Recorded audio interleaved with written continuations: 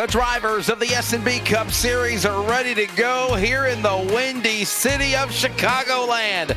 LSRTV back for round number 9 tonight of the SNB Cup Series presented by Appalachian Hauler Hunters. It's coming down to those final 4 or 5 weeks of race time before the playoffs are set. And for a driver like Jacob Grant, who won at Indianapolis last week, he knows he's punched his ticket into the postseason.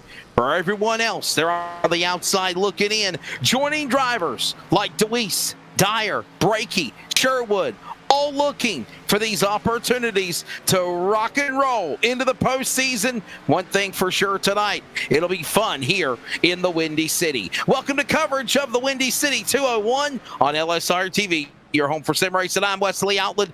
Hope you all had a great 4th of July celebrating our America's birthday of independence. Joined alongside from California is Samuel Dyer. I'm Wesley Outland in North Carolina, getting ready for Hurricane Elsa, whatever it's going to be, tropical storm, whatever it's going to be. Samuel, how's things in California, brother? You get you a nice surfer tan yet? Oh, it is nice, sunny, and haven't really seen a cloud in a while. But it is, it's been pretty nice. 4th of July was a great time for me and my family. Got to have some great barbecuing and having fun with family. But I cannot wait for racing action. Dream of Californication. All right, no, never mind.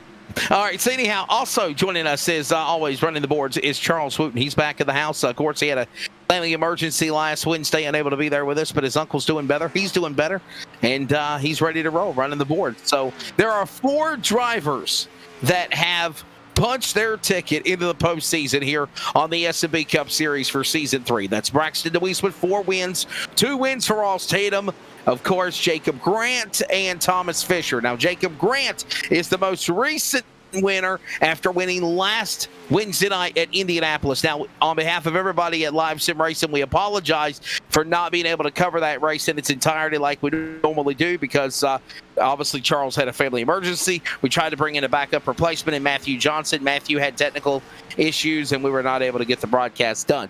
But with that said, Jacob Grant picked up the big win, and he joins us here along with the top 3 drivers from last week's event at Indianapolis. And we'll start it off with Tom Bourne in number 54. He finished 3rd. Tom, your take of the race, buddy, in Indianapolis. Now it's on to Chicagoland, but let's recap last week for you. Yeah, I mean, the car was fast all week. I mean, we got the start off strong, got the pole. It ended up just coming down to a strategy game. Some guys pit before other guys. People really weren't going to be able to. Some people weren't going to make it. I was good on fuel. I wasn't sure if the guys ahead of me were. I know Ross wasn't, and he had to pit, I believe, with 2 to go. So it got me up to the top 3. I thought I was going to have something for the top 2 and smack the wall a little bit, but I'll take a 3rd place. I mean, solid day overall for the 54 team. Yeah, I mean, Tom, it certainly was a dramatic race last week. Again, we weren't able to cover it, but from your point of view, how difficult was it last week with the dirty air? And do you feel like dirty air could be a factor here today at Chicagoland? The dirty air was definitely it definitely hindered the car a lot on the long run. Very hard to pass. On the long run, if you got stuck on that outside, you really were going to get freight trained if you ended up, having a line of cars behind you. But, I think it's going to be pack racing here tonight until the tires wear out, see who's able to manage them the best. It's basically full throttle for the first 10, 12 laps. So we'll see. Really, it's going to come down to who can save tires the best and who can maneuver the draft and who can save enough fuel. Well, Tom, as we look at the point standings here, obviously you're 18th, but you've really showed signs of being competitive and getting better week after week, not only off of what you did Sunday night with the Adrenaline iRacing League, but now also with the SNB Cup Series. With 5 races left to go here before the postseason playoffs, what's it going to take to punch your ticket to go from 18th to the top 12 and go to a green bar to go to the playoffs? I think I'm only 29 points back from that top 12 position. So I would love to get a win in these last final 4 or 5 races to definitely lock myself in. But I've got, if I just get solid points days, top 5s consistently for the rest of the season, I think I can points my way in. But we'll see. I'm obviously, you guys have watched me for a while. I'm always trying to get a win. So we'll see what happens. I'm just trying to get out here and, try and do my best. It's, I was kind of behind the 8 ball from the season start, missing the first 3-4 races. But we're trying to rebound as best we can. All right, man. Before we let you go, thank your sponsors. Appreciate you. 3rd place at Indy last week. Yeah, I just want to thank Player One being on the car last week. They've come on and done a great job. G Fuel being on the car for, I think, 6-7 years now. They always do a great job. Fire News, you guys put it on the broadcast every single week. Unfortunately, you guys couldn't see the broadcast last week, but we'll put on a show this week. My family's always watching, and my friend Kira, she's always supporting me, and my friend Sydney. They're honestly the best supporters I can have. All right, that's Tom Bourne, 3rd last week at Indianapolis. He's ready to go here tonight in the Windy City 201 at Chicagoland. Good luck. 2nd place is going to be Joshua Altus for MP Motorsports, inaugural season champion. Been on a slump this year, Joshua. What's your take on it besides the voodoo doll? Can we see you break through to victory lane tonight? Honestly, I think I need to just hurry up and get that Olive Garden gift card in the mail to you. I think that's really what's been hindering us. Hey, when you're here, you're family, even in the virtual world. Okay. Yeah.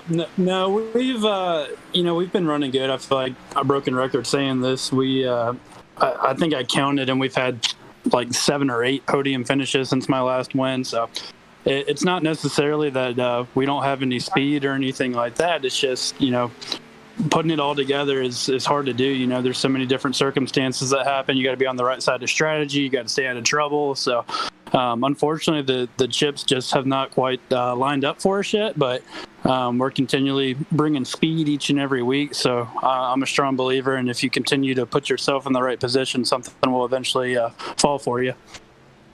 Yeah, and Josh, I know late in the race last week, you certainly had a dogfight battle with Tom Bourne, where you had to utilize side drafting to really hold up from that team trying to make a pass on you. As I asked Tom about dirty air, do you feel like that's going to be a factor, as well as how do you feel like side drafting is going to be a factor here today on trying to defend these positions? Yeah, that's a good question, Sam.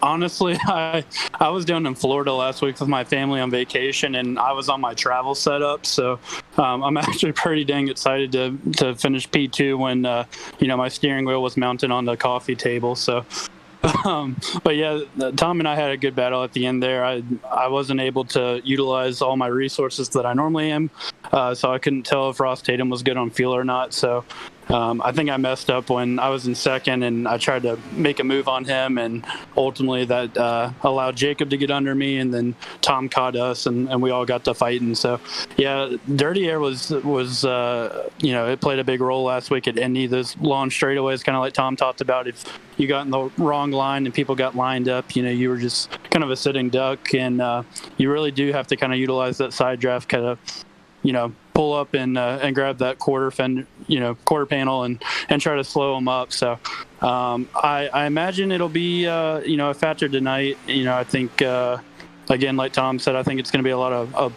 pack racing tonight, just trying to get positions on people and really just managing your tires. I think it's easy to go out here and burn them up, but I think if you can manage your tires and again put yourself in position, I think you'll have a shot at it. Well, we'll see what happens here tonight for sure. Here for the driver of Joshua Altus, is again a former champion, just trying to have everything work his way. And let's recap Indianapolis, and you can thank your sponsors as well. You came close to winning. It came down to a fuel mileage strategy in Indy last Wednesday night. Yeah, I mean, it did come down to fuel, but, we put ourselves there because of the speed. It wasn't because of the strategy necessarily. It's not like we were running in the back of the pack and we just happened to finish up front. We were there fighting for the win. It just, quite didn't go our way. Unfortunately, Tatum was the big loser in that deal. It was me, him, and Grant fighting for it, and Tatum ran out. I think it went from 2nd to 15th. So, it's just the way it goes sometimes. But, I'd be remiss to say if I didn't congratulate Jacob Grant. He's really stepped up his game this year, and he's had a lot of close calls, and I knew it was only going to be a matter of time. I was messing with him. I started calling him Daniel Hemrick because he always gets so close and doesn't win. And the moment I call him Hemrick, he goes out and wins. So maybe I need to start calling myself that now. All right, man. And just in closing, I want to thank you guys at LSRTV for being on the car.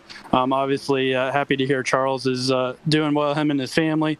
We missed him and you guys last week, but thankful that you guys are all doing well and excited to go put on a show tonight. Well, so here's the thing, Joshua. Me and Samuel were here. You just couldn't hear us. That's right. That's right. You're there in spirit for sure. Yes, sir. Definitely. Hey, runner-up Josh Alts is in Indianapolis, ready to go here at Chicagoland. Victory Lane. Jacob Grant, Pillsbury. High five race at number 52. Jacob into Victory Lane, and you're going to the playoffs. You're taking the race at Chicagoland. I mean, Indianapolis. I was going to say we haven't done Chicagoland yet, but yeah. Well, you're about to. Yeah. I really wanted to capitalize and start off the race with a pole, but time was just that much better. My dog actually came in and was trying to lean on me and sit on me and stuff while I was doing my quality lap, so I was just a little short. Fell a little short of the pole, but hey, I'll take second place any day.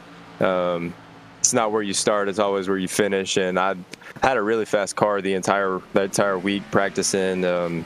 Practice races, a bunch of practicing with my teammates. Practice with SNB guys. I was just really fast, made little small, if any, mistakes that didn't cost me anything. So staying on top of my game week in and week out, trying to get as much practice as I can has really, really helped me out a lot. Yeah, I mean, Jacob, a great win last week. It just kind of fell in place for you where everyone lied, but it seemed like track position so important last week at Indy, looking like it's going to be a very similar thing here tonight. How are you feeling about qualifying well? And we know that got information that during the practice race and practice, you won there, learned a lot of information fuel-wise. Do you feel like there's anything else you learned from the practice you guys had a couple days ago? Basically just what Tom said. That all boils down to saving fuel and saving tire. If you can save tire pretty well, then I think you'll be there at the end, especially if you have the fuel left. So it's going to be a battle between whoever can save tire. Clean air later on in the run after about 20-25 laps is going to be really key. That dirty air can tend to upset the car in turns 3 and 4, especially. There's a little bump about halfway through 3 and 4, and if you barely touch that apron, this track is not forgiving with that. It'll send you right up into the wall and make you have to lift. So clean air, saving tire, and saving fuel, I think, is the strategy to go to win this race. Jacob, got to let you go, buddy, because I know you got to get ready to qualify. But final question, man, and thank your sponsors as well. What does it mean to you to know that you've punched your ticket at least into the playoffs? Coming up in about 4 or 5 weeks. It means a lot. That means I can go out here and be really aggressive now and try new things. And so you may see some stuff from Pillsbury that you ain't seen all year. So we'll see what happens. But I like to thank Tight End Loose Off for being on the car week in and week out. It's a fantastic YouTube channel. You should go check them out. Blaze Designs for the beautiful paint schemes that he constantly makes me. They're top-notch paint schemes. If you ever need one, he does great work. You always message him. Wickedly Boosted, AZ Wiring Cable, they give me paychecks every single week, so I definitely want to thank them for allowing me to do this with the paychecks they give me. Fanatec, Pillsbury, Jumpman, High Five Racing for allowing me to race in the number 52 car again this year. It's been one hell of a year for me. I will say that. Thank you guys. He will now be always broadcasting. Yeah, definitely, buddy. He will now be one of 4 drivers that have all punched their ticket now into the postseason for the playoffs, and now he's ready to go here at the Windy City 201 at Chicagoland. That is the winner for High Five Racing of Jacob Grant. Quick break. When we come back, a word from our sponsor, Appalachian Hauler Hunters, and we go racing here at Chicagoland. Your home for sim racing, LSRTV, Wednesday night in the SNB Cup Series. Look at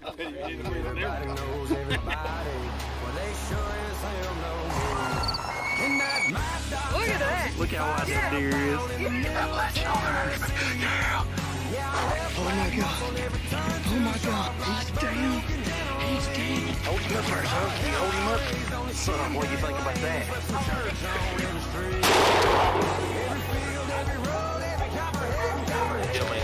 Give me some kick, buddy. Excited? After me.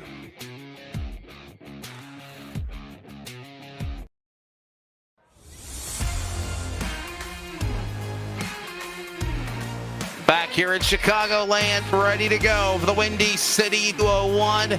After we have officially put a recap on what was the race at Indianapolis. Samuel, it kind of sucked we weren't able to broadcast that race. Our intentions was to do it. And we want to say props to Matt Johnson for his effort at Extreme Sim TV, but it just was not in the card. But definitely a race that came down to fuel mileage strategy. And when it was all said and done, Altus just coming up short. Jacob Grant punches his ticket. He's now one of 4 drivers that are already going to the playoffs when we wrap things up in the regular season in just 4 more weeks. Yeah, I mean, last week we weren't able to cover it, but I had a fun time being in the CEM Motorsports Discord, just listening to the drivers, reacting, trying to strategize for fuel runs and also how to save their tires, work together at times. And it's going to be very similar to here at Chicagoland. Drivers are going to be having to figure out how to work with one another to save fuel, to make sure they can stretch it as far as they can go. Tonight's race has a competition caution on lap 40, which means that is right at the edge of drivers trying to make it on fuel. It's going to be interesting on which drivers were able to save fuel and make it, and those that just pushed a little bit too hard. And again, this is the Windy City 201. Let's take a look at the race information. It is presented by RaceOnTexas.com. 30-minute practice is wrapped up. They're getting ready now for what is qualifying. And then we have a 134-lap race. Now, 134 laps is the equivalent of 201 miles. Make it up the Windy City 201. Hey, join Speed Pass today from RaceOnTexas.com for $39.99 a month and watch tons of weekly racing from all over the Arklatex area, Texas, Arkansas, and so much more. Plus, pick your home track and support them with 50% off the monthly subscription going directly to your favorite track. That is RaceOnTexas.com. Bottom right, sawblade.com. Weather conditions, sunny, 81 degrees. Track temp just a little bit warmer than the ambient temp. Virtually 7-mile-per-hour wind speed. It says partly cloudy, but that's some bull right now, Samuel. The sun is beaming over Chicagoland, and that's going to be very interesting for the track tonight. Yeah, it really is for these drivers. With the way that the temp means the drivers have just the perfect balance for qualifying to try to put down their best time, which I'm excited to see which one of these drivers are going to really implement warming up those tires as fast as possible. Make sure that second lap is as quick as it possibly can be, because qualifying track position, it's going to be so important with how these drivers are going to be attacking this course. It's going to be pack racing for the first 15 to 20 laps, and then we'll see which drivers had enough tires, those that didn't. And if you were able to really be calm, not over driving these corners in those first 20 laps, you've got a good shot to be driving up front and challenging to be up front before that competition caution.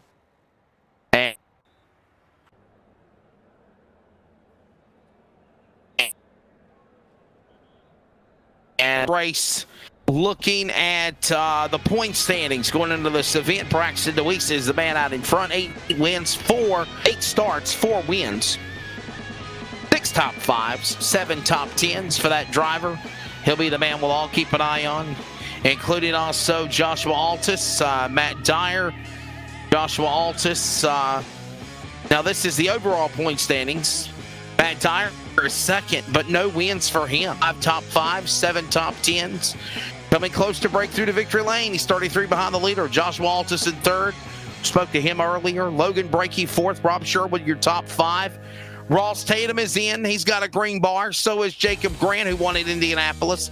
Caleb Smith, Jacob Grant, Eric Stamp, and Christian Gardner, your top 10. Thomas Fisher, 11th in the points, but he has a green bar. So, he goes to the playoffs. Kevin Martin, Evan Coleman, Tanner Johnson, Robbie Helms, Brockton Packard, Zachary Peterson, Tom Bourne, Keenan Massey, along with also, let's see here, Chris Smith, your top 20. But again, when you do the points reset, now that's the points as it is right now, Samuel. But obviously, when we reset the points, you're going to have the men that have won races like Deweese Tatum, Grant Fisher at the top 4, Matt Dyer, Josh Altus, Logan Brakey, Rob Sherwood, Caleb Smith, Eric Stamp, Christian Gardner, and Kevin Martin are currently, by the virtue of the points, the 10 or the 12 that are in. Starting lineup for the Windy City 201. Let's give it to you. Presented by Team 126 Racing. Thomas Fisher looking for his second win of the season. He's in a good spot. He's on the pole to the outside. Ross Tatum in the number 21. Row 2 will find Joshua Altus, Keenan Massey. Row 3 on the grid will find Braxton Deweese and Andrew Cody. Row 4, Tom Bourne, along with Jacob Grant, the Indianapolis winner, to round out your 10 here at Chicagoland. Robbie Helms and Eric Stamp, your top 10. Then in 11th, that's going to be Christian Gardner, Kevin Martin. Martin right on the brim. He's 12th in points. He has to stay consistent if he wants to stay in the top 12. With that, a Caleb Smith and Matt Dyer, CEM Motorsports teammates, going to be back in row number 7. Then you got Rob Sherwood and that of Evan Coleman going to be back in row number 8. Row 9 going to be dropping back. That's going to be where Logan Brakey and Chris Smith are going to be lying. And back in row number 10, these drivers slowly coming back. You got Jack Recker as well as Brockton Packard, and finishing out the field is going to be Spencer Best. So there is the starting lineup for the Windy City 201. We're ready to go. Happy 4th of July, a couple of days after. Green in the air. SNB Cup Series round 9 underway here in the Windy City. 201 miles, 134 laps. Remember, there is the caution on lap number 40 for competition yellow. And as it stands, it's Fisher leading the pack underway here at Chicagoland. Yeah, Fisher's one and only win is at a road course. He's trying to show that he's not just a road course ringer. Going through 3 and 4, the 92 still looking good, but Joshua Altus, he's still trying to get his first win, as now we're looking back at some great battling in the middle of the field. It is going to be chaotic as coming across the line. It is Fisher leading lap 1, but here comes the madness of drivers in the middle of the pack trying to get through. Is there 2, 3 wide? There's 1 and 2. Happening laps, they're going to stick it 2 and 3 wide. Precision banking, by the way, another thing that we did not talk about in the introductions. Track provides it 2, 3, 4 wide race in a given. You can go from the bottom lane all the way, move up to the top, and 3 and 4 wide racing is a given here at many times at Chicagoland. We're 2 laps in. Oh, and by the way, they can race below the apron and not get a penalty as well. It's Fisher, Altus, Tatum, Cootie, Bourne, your top 5. They roar off turn 2 in the early going at Chicagoland. Up front, Fisher's the only driver in our top 10 that has not swapped where he started, and it's just because of that fresh air, able to defend so much better. But you're seeing the 94, Altus, he's got to be careful as Cootie to the outside. The 48's got the momentum and might be going for the lead. 3 of 134 to the inside. Shadow racing entry of Fisher under attack. Here comes the 48. Cootie up on the outside. Move him into position. Looking for the lead. And the Ally Financial number 48 machine. Here comes now Altus battling on the outside lane. To the bottom. There goes Fisher. Losing ground. He'll go way below the apron as we put another lap of the board.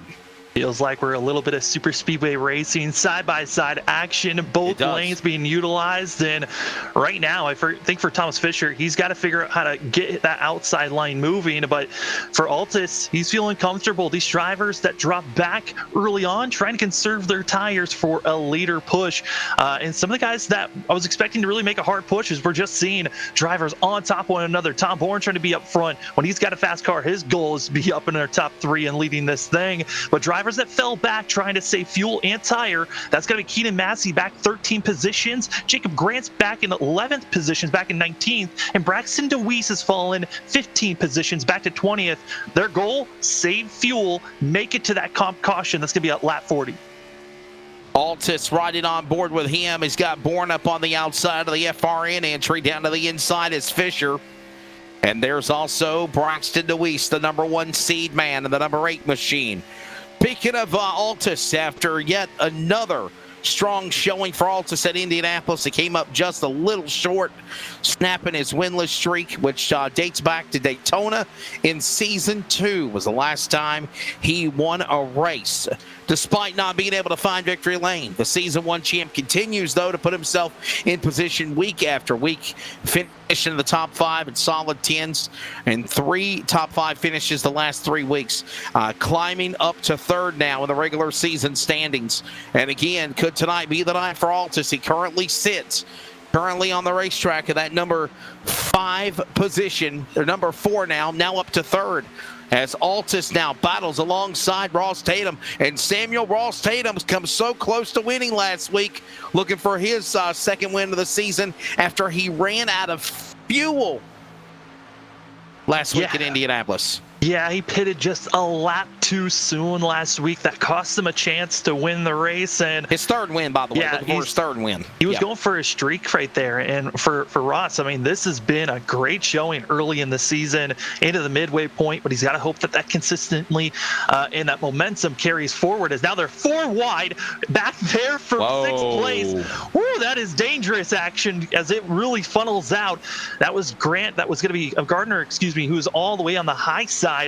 Got to be careful for these guys. Don't want to get too close to that outside wall, with especially for the 7, one of those drivers that is inside of the top 12, but a poor showing could certainly possibly push him out of our top 12 in points. With it getting so close to the playoffs, got to be careful for these guys. He's currently 10th in the point standings. And that number 7 machine, Christian Gardner, has showed signs of strength, just not being there at the end, but could tonight be that way for him, where he could punch his ticket. By the way, you see these reds and blues and greens on the new scoring ticker. Well, let's explain to you what that means. Braxton DeWeese in the 8, obviously Fisher in 92, Grant in 52, and Tatum in 21. Those drivers are in the playoffs. They punch their ticket in. They are the green bars.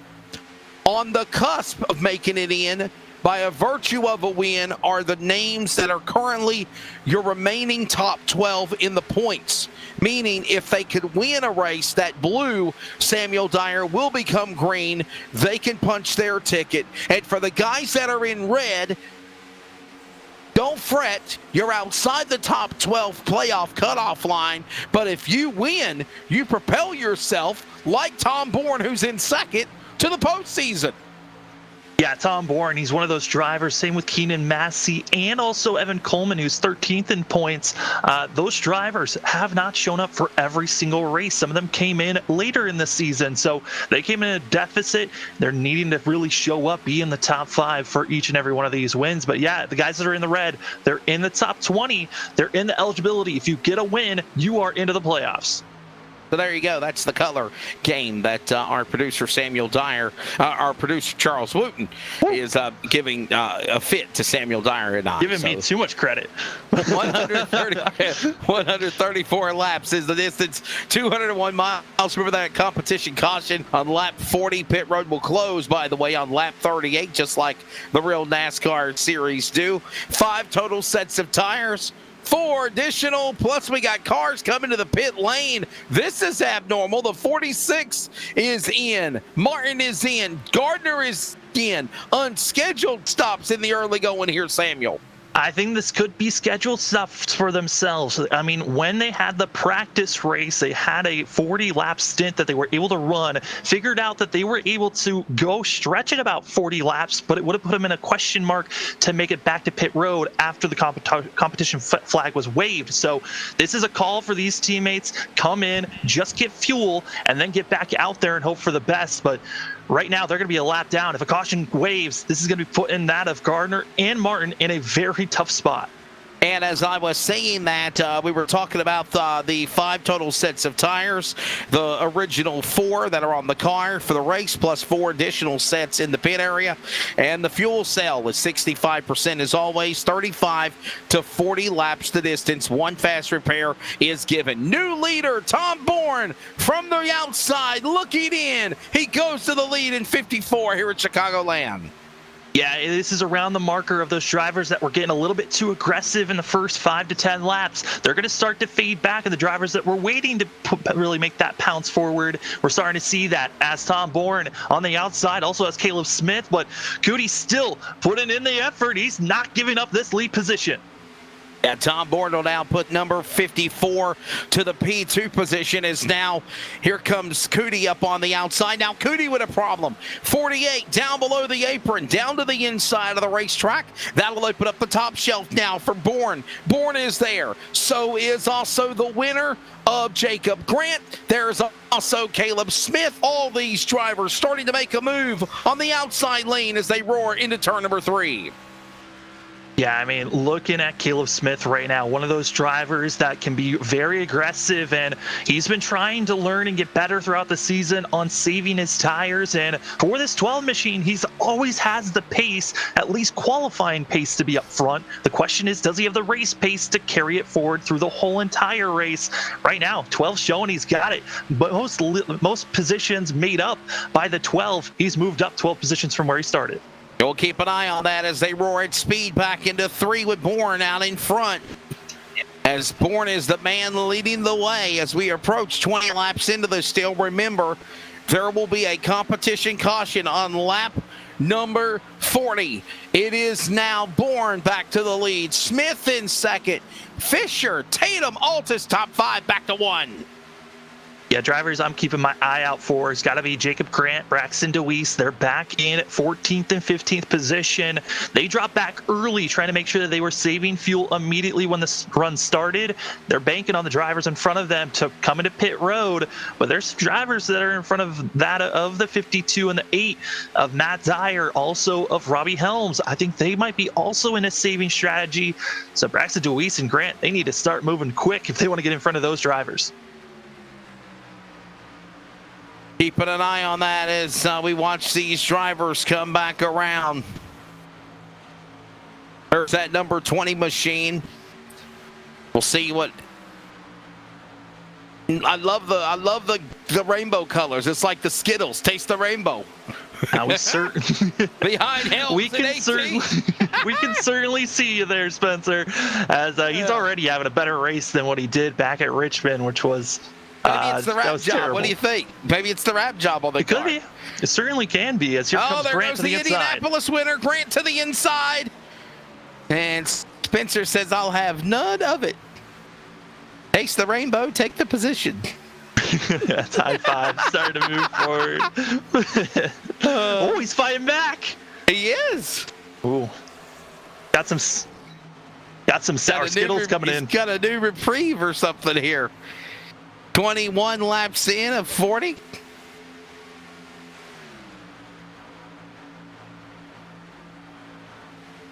As my producer's in my ear talking about what kind of car is he in there? Yeah.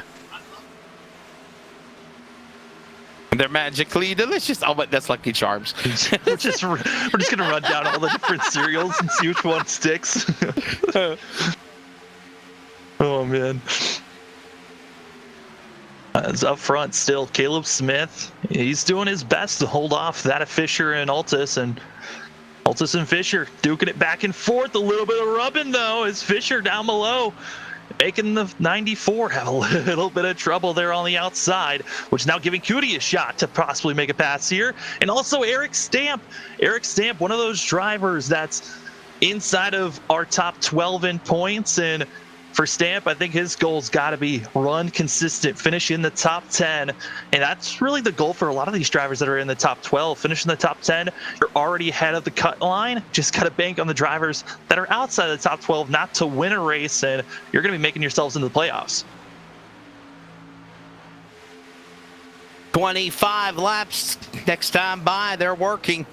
And that gaggle of traffic now fans back out single file. as it's still Fisher leading. Eric Stamp in second. Ross Tatum. Sherwood in fourth. Fifth is Logan Brakey.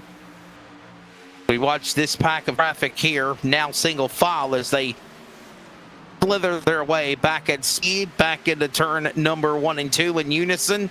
No one breaking out of line, no one making a new line. And that goes on as they hit the backstretch going to turn number 3.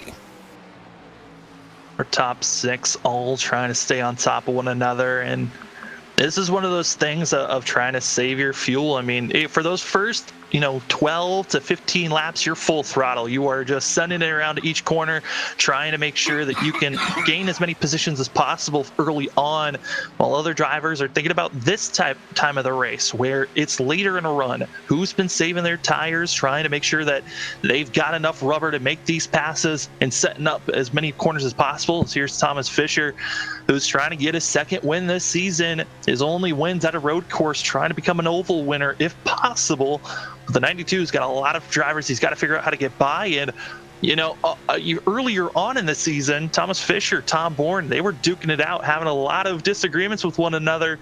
If they get close to one another, I wouldn't be surprised if we see some hard racing and no give to one another.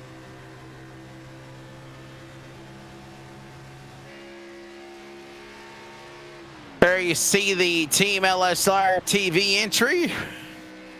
Trying to reel up. Oh, we saw a little trying to get around Smith there, but well, yeah, watching him here. Caleb Smith up the outside. And you see them there just going back into the corner. We'll keep an eye on that car. He'll hold it together. We've known times before. Cootie will go to the outside. He'll clear by Altus Machine. And so in this series, if you get a visit from Incan, Blinken, and Nod, if you start having flashing issues on your car, normally, Samuel, they give you like 1 or 2 laps to straighten it out. And if you do not fix it by then, they will boot you from the server. Your race is done. Yeah, I know early in the first about 3 laps, the driver that was concerned about the most was the 7 of Christian Gardner, who now is mingled with lead lap cars. But the 7, first car 1 lap down. If caution does happen, he'll get that lucky dog position. But right now for that of Gardner, his goal, pressure everyone to use up their fuel. Don't be in any type of fuel saving. As open in front of him, off track, Caleb Smith gets loose off the corner, and he's trying to get back onto the racing surface. And he'll save it. Number 12 is Ford Mustang down to the inside for CEM Motorsports. Will continue rolling. No harm, no foul, no caution. Oh, that's so demoralizing for that 12 team. Battling for the lead, was up in second, gets loose, and then goes dropping back all the way back to 9th place, and no longer has any type of draft help. He's kind of in no man's land with no one close behind or in front of him. 10 laps away, by the way, to the competition caution, or just under 10 laps now. Remember, pit road will close on lap number 38. We saw some cars decide to come down to the pit lane. But where they're at right now, everyone holds their position. Tom Bourne out in front. Cootie is there. Altus is there. And that's going on for position as they work their way back up the racetrack. Into turn number 3 and 4. This time by into the corner. Here comes Cootie back down to the bottom on a run up. Cootie is certainly going to be pressuring. The corner. Yes. And while that goes on, here comes Altus now in the dogfight. There are 3. Ooh. Now making a 4-car battle going to turn 3 here at Chicagoland. Altus tried to give a good push to Cootie to try to give him a little bit more momentum into the corner. It just backfired. Didn't work out, but Altus trying the inside lane. Woo! Just enough for him to cut his nose back behind the Lowe's machine. But Cootie, he's been looking very good this evening. I wouldn't be surprised if 48 certainly stays up front as that of Eric Stamp drifts back further. But here comes Altus to the inside once again. Holds his line, keeps it together. Altus on the inside. He's there. Looking for that opportunity to pounce. And Altus now trying to go to the lead. Could tonight be the night for him? He has not won since season 2 at Daytona. Seems like an eternity for the driver. Originally now from Winston-Salem, North Carolina. But drivers that I've got my eye out to watch out for, it's got to be Robert Sherwood, Logan Brakey. They're back in 7th and 8th place, but they've got a lot of speed that they've been waiting on to try to make this move forward. Both those drivers have moved up 9 positions from where they qualified, but up front, here comes Altus to the inside, leading that lap. The 94, can he slide in front of Tom Bourne? He'll try his best, but just too much, too strong for the 54 on the high side.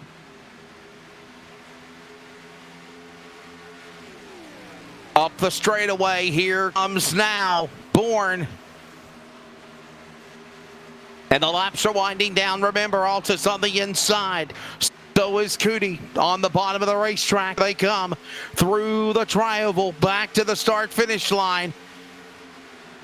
5 laps to the end of the competition caution on lap 40. 3 laps until pit lane closes as they go back to turn 1.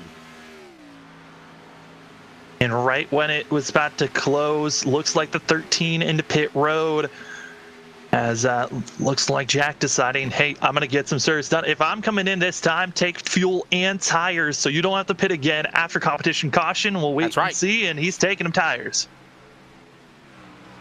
Ranger into the pits.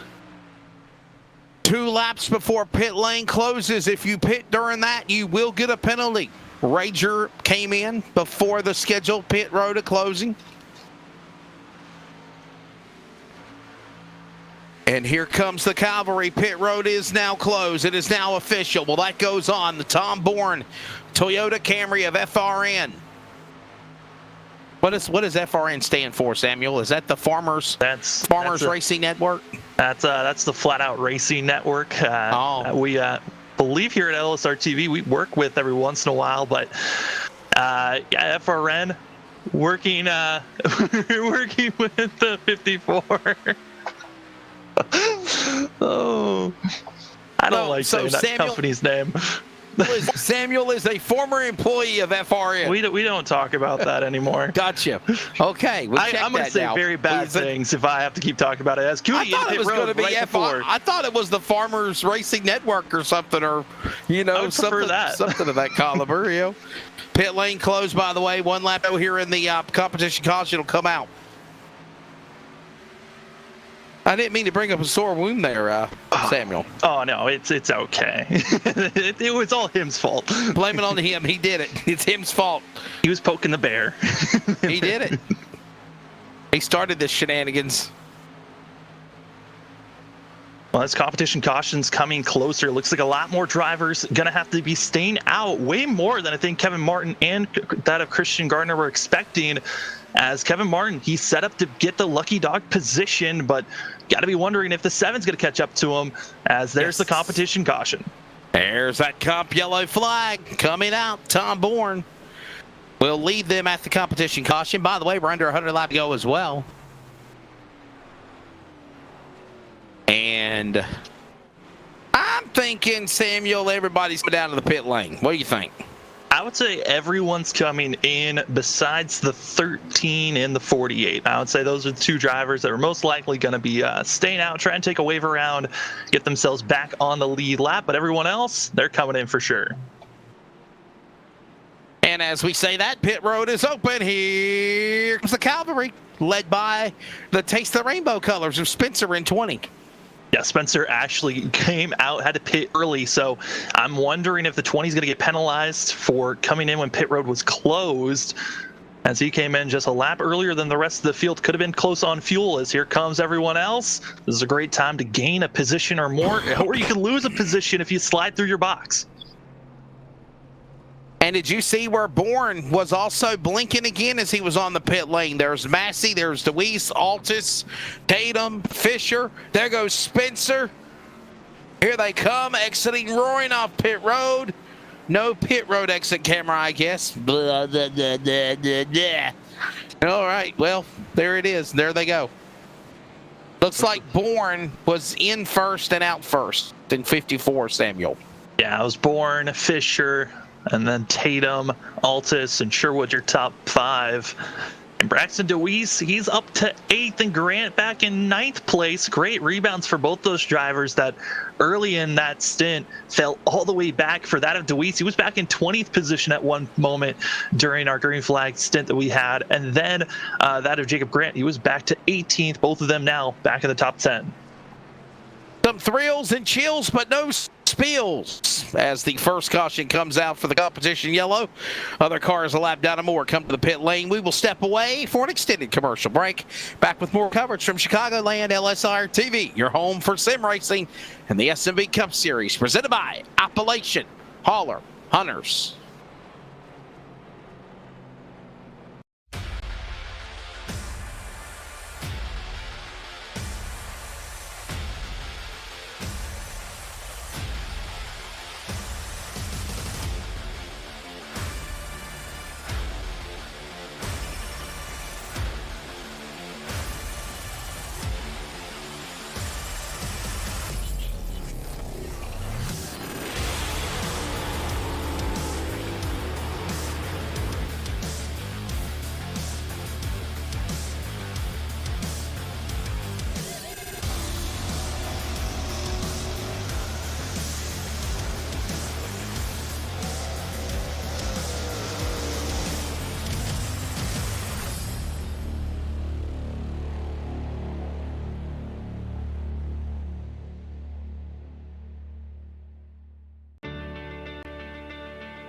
Every customer, every single time, needs to get our very best. From moment one, my goal managing a team here in the dealership is to make sure that that customer's experience is the very best that they've ever had. We expect and demand total transparency. There should never be a time in that transaction where the customer is wondering or not quite sure of what they're buying or what they're paying or those sorts of things. And having that transparency and doing things the right way is super important.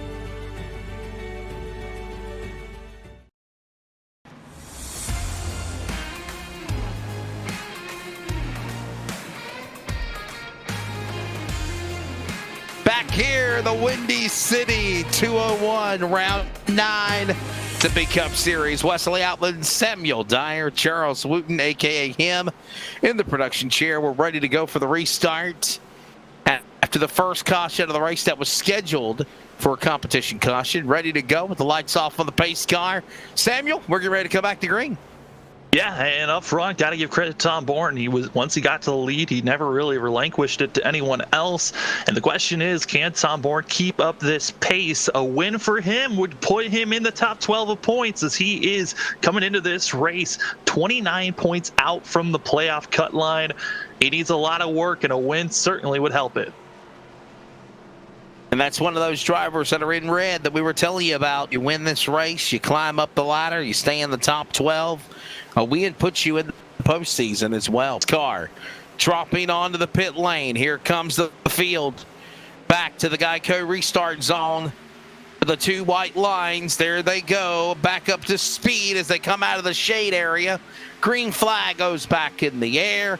It's Bourne, Altus, Fisher right there. 1, 2, and 3. Do it again into turn number 1, single file. Then it's 2x2 behind the leader at speed off 2. Two drivers we really didn't see early up front. That was Braxton DeWeese and Jacob Grant. Both High Five Racing drivers are up in the top 10, expecting both of them to stay in the top 10 from here on out and possibly be challengers to win. When they had their practice race a couple of days ago, Jacob Grant won that race. We'll see if the 52 can continue his momentum and make it 2 in a row, as he won last week at Indy. Back off to the corner. Altus is Bourne there. DeWeese, we're keeping an eye on the 8 car. Here he comes, starting to climb into the top 5. He's right up under Fisher now. While that goes on, down into turn number 3.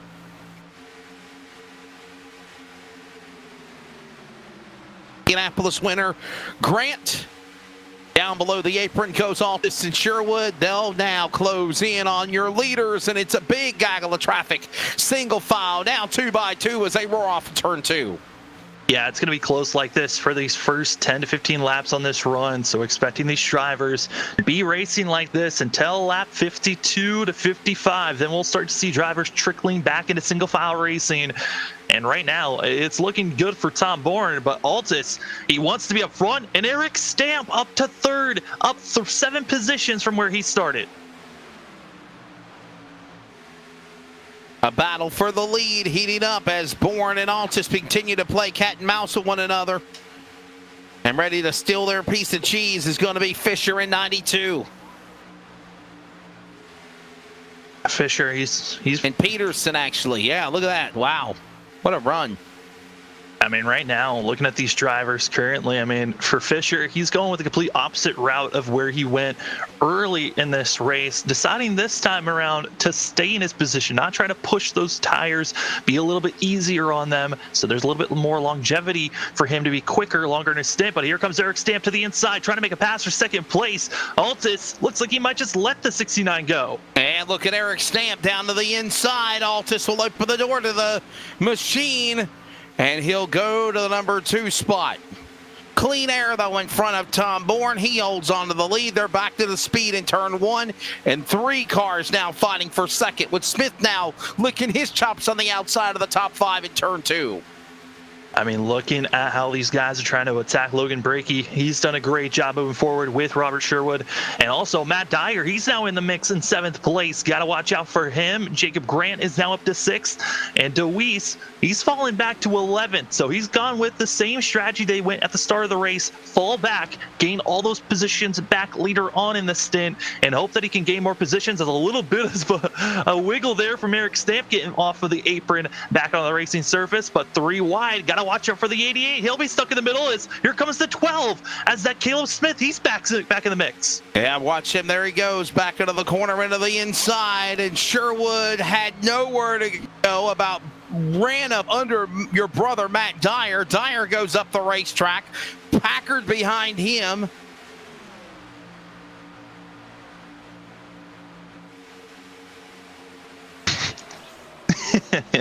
Oh, our producer's mad that my brother changed on his the scheme. inside. Understanding that Matt Dyer has switched teams.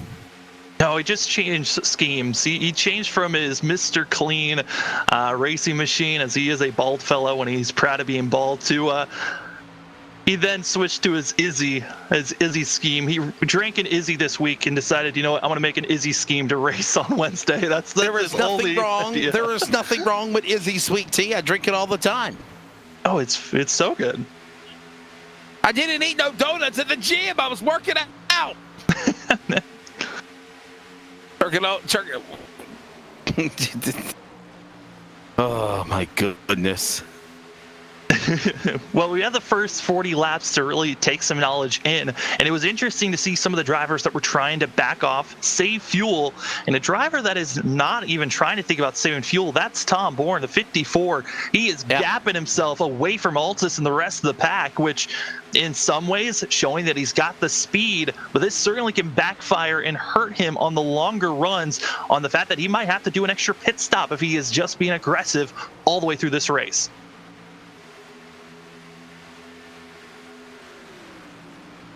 Up out of turn 3 and 4, there goes Grant, the 52 machine. He was the Indianapolis winner. Keep an eye on that 52 car. He's starting to make a climb up through the field as Altus now starts to settle in. So is Fisher. Grant reeling him in as well off of that corner, down the back straightaway. And you notice a lot of patience being given so far now as we just passed lap 54. With car 54 out in front. Yeah, I mean, these drivers are now starting to get into that single file type of a run here for these final about 25 to 30 laps of this stint that we're going to be having for these drivers. So aiming towards around lap 75 to 80 is the next pit stop for a lot of these guys, and where they're aiming. And still side-by-side action. Jacob Grant trying to get up to 3rd place is Thomas Fisher. He's got to be careful. And Eric Stamp, he'll be running on the high side, but here comes Grant on the inside. A little bit of roughing contact made. 3 wide, coming out of 4. He thought about it there a little. a little wiggle and a giggle and a jiggle and a bobble. And he held on to it as they were sticking it 3 wide like, boy, oh boy, what a save. And your brother right in that chaos, and he saved it. Yeah, able to just wait and watch the action in front of him. Going to be passing Stamp, and now Dyer's going to be setting up. How can he figure out to get by that of Thomas Fisher? Fisher, I thought he was going with the right call. Be patient, wait for those tires and run to come to him, but it looks like he's still overcooking his tires a little bit, and it seems like the setup's a little tight for him, which means he needs to turn more into the corners, which means he's wearing a lot more rubber on the tires, which is losing grip on the longer the run goes on. 3 wide in the back. And now they'll fan back out single file, but I don't think those were the same cars. There they are. There's that gaggle of traffic. Deweese was in it. Yeah, Deweese, after starting this lap, this stint back in 9th place, he fell back to 14th. He's now making his charge back forward, side by side with Brockton Packard. Packard, one of those drivers that's in 16th in points coming into this. I was talking to some of these bubble drivers before today's race, just trying to get some calls of how are they feeling about these upcoming races, Chicagoland and the other 4 that are showing up, and a lot of them were feeling the pressure. They needed to run consistent if they wanted a shot to get into the playoffs, and for that 24 team, they felt like they just haven't been consistent. That's something they need to change, as Dyer, he's up to 4th, and also Grant up to 3rd. But here's the thing. You think of what Deweese has done, Tatum, Fisher, and even Grant. You know, you heard Grant say in pre-race interviews after talking about his win in Indianapolis this evening, well, I'm going to give it all I got. I'm going to be more aggressive than I've ever been before. And then you got other guys that literally, and I think the mindset is, I'm having a bad day, my car's not good, as we got a battle for the lead. Altus on the inside of Jacob Grant. Of Tom Bourne, looking for the lead. Bourne on the outside will not back away. Altus with the run on the bottom. Will he make it work? Will he clear him? Will he? Not yet. Close. Boy, that was almost 3 wide for the lead, as here comes Grant to the inside. And here comes that pressure of not having to worry about anything. You know you're in the playoffs. You can drive this way. But as I reiterate on that, as they still stick it 3 wide at the start-finish line, Samuel, what I was also going to say was you look at guys like Tatum, Deweese, he's been in the back a couple of times tonight. He's starting to come back into the top 10. If you have a bad night, it really doesn't matter, because you know you're in the playoffs. Yeah, I mean, for those 4 drivers, you can really change up the strategies of where you want to place yourself. You can be off strategy, hit earlier than everyone else. That's what Ross Tatum did. He's now up to 9th place, but for that 21 team, he came into pit road twice under our competition caution, trying to make sure he was completely filled up with fuel so he can stretch it a little bit farther than everyone else after his struggles last week of not having the best fuel strategy runs. He's trying to make sure he's ahead of everyone else's game, as still Tom Bourne holding off, but Grant, he slides in between of Altus, and Altus got to be careful there for those drivers. You don't want to be losing someone's rear end to your hood.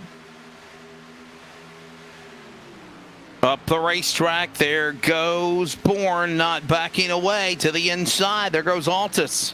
Altus and Grant now battle. Dyer is right there. Yeah, these guys still looking at how they want to attack, as all the different battles going on courses. This is a battle for 7th and for 9th. As Robert Sherwood, Caleb Smith battling for 7th place, and then for 9th you got that of Logan Brakey, Ross Tatum.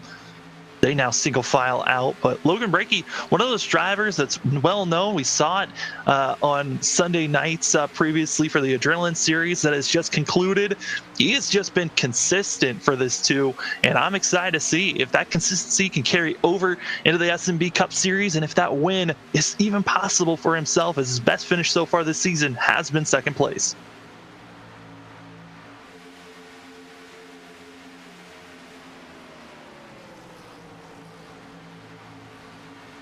There goes Tatum. What might have been for him in Indianapolis last week. Ran out of fuel.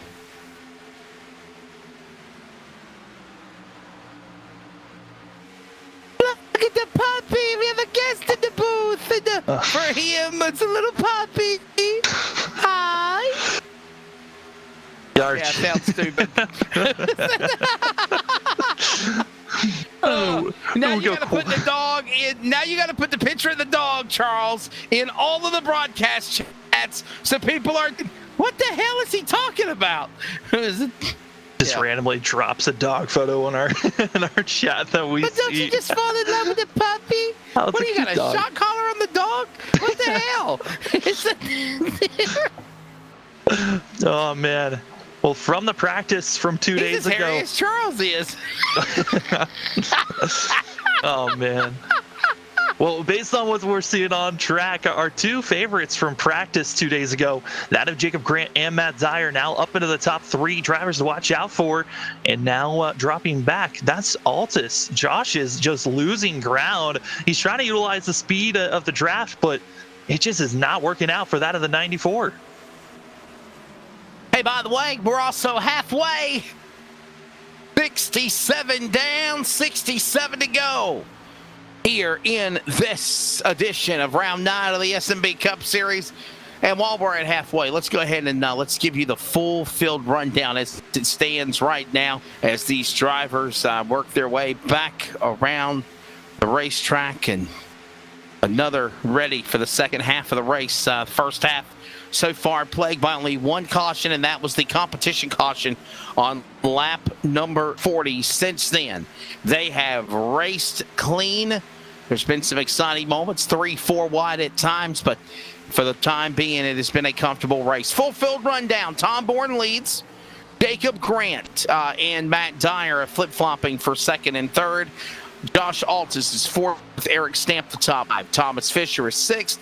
Caleb Smith is seventh. Rob Sherwood eighth. Ross Tatum is ninth. And Logan Brakey Samuel, the top 10 here at Chicagoland. I think the biggest surprise right now is the driver that was in 11th, Braxton DeWeese. He's now moved up into the top 10 with then Keenan Massey in 12th. And then you've got that of Evan Coleman in 13th, Bracton Packard going to be in 14th, Aaron Cootie going to be in 15th, Robbie Helms in 16th, Chris Smith going to be back in 17th, Kevin Martin going to be in 18th, with Spencer Best, Jake Rager going to be 19th and 20th. Only car one lap down. That's going to be Christian Gardner. And for Gardner, he has got to hope for a caution to come quick as the drivers are setting up for pit stops here in the next about 10 laps. Is it surprising as we work lap 70, there's only one car a lap down? Everyone else in the lead lap, Samuel? What do you think?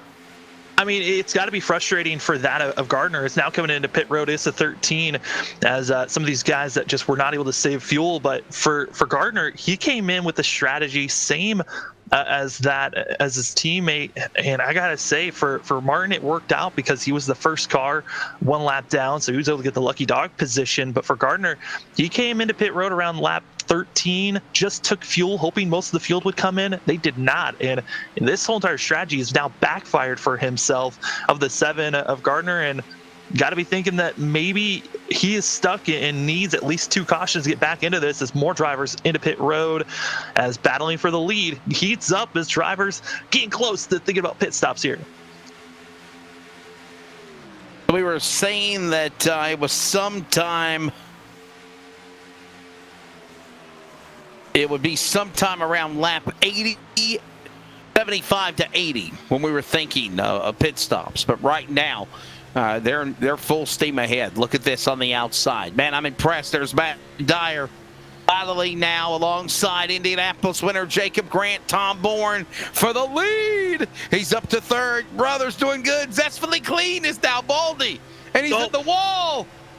Well, a little bit of commentator's curse goes to the 88 hard into the wall, and luckily these drivers these drivers do have a fast repair. So if Dyer feels like that's just too much damage for him to handle, he can use that fast repair, but most likely he's going to be having to work about it. But Wesley, the sun is blinding through turns 3 here. We're going to see. You just can't see.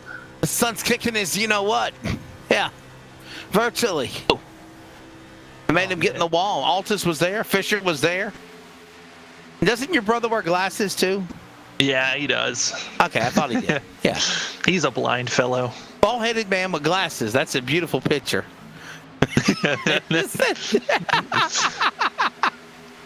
What'd you call him, Bleedy? Triple B, big, blind, and bald. There you go. I mean, by the way, him said that, Matt, not me. I know we've had our riffs before in the past. Well, they're going to try to go 4 wide. They thought better of it. I mean, I'm okay with 4 wide entering the corner, but exiting, it just funnels to where all the drivers have to go to the same real estate, and that is just a calamity waiting to happen.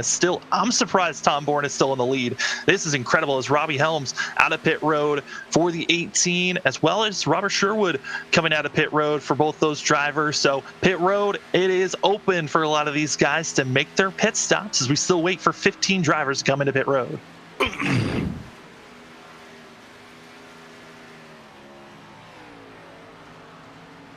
Understanding Chris Smith was trying to go for a new land speed record on pit lane, and he overshot his pit stall. So we're going to keep an eye on that to see if there might be a penalty for Chris Smith, which is the father of Caleb Smith.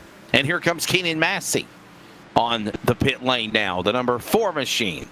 All right, Samuel, green flag pit stops. You think we're about to get them now? I think that this is right at the opening for a lot of these guys to try to come in. If anything, we might be seeing Ross Tatum be the driver that can stretch it out the furthest than anyone else. But as I say that, he comes into pit road. This is a complete shock and kind of a mistake in my thoughts, but maybe the 21 showing still signs, just does not know how to save the fuel like the rest of the fuel. 21 into pit road.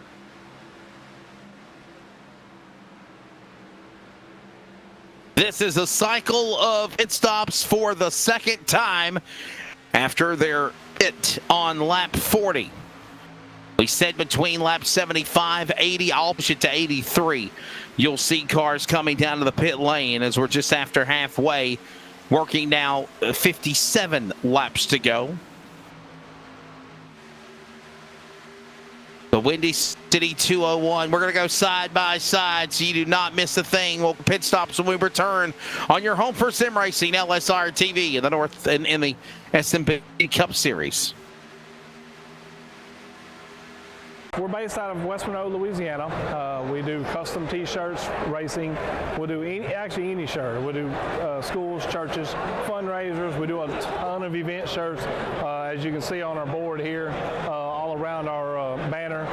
Personalized. I mean, we do anything. It doesn't matter to us. We got the custom rugs.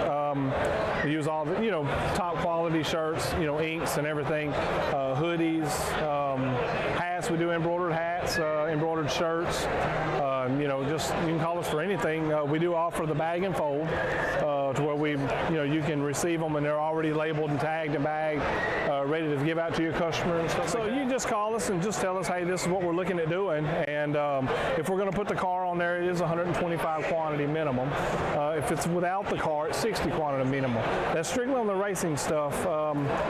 If it's a business or something, if you race on Texas shirts, it's a little bit differently. You can call us. It just depends on your quantity and ink color. Everything is hand drawn. I mean, everything. We don't Photoshop anything onto a shirt or anything like that. Everything that we go through, everything is drawn, and which is the reason for the art fees. We do have several graphic artists that draw for us, and they're really good. So what we do is on any package that you do, we can mix and match. We can do any colors. You can do purple, red, blue, green, and do the rest black. It doesn't matter to us.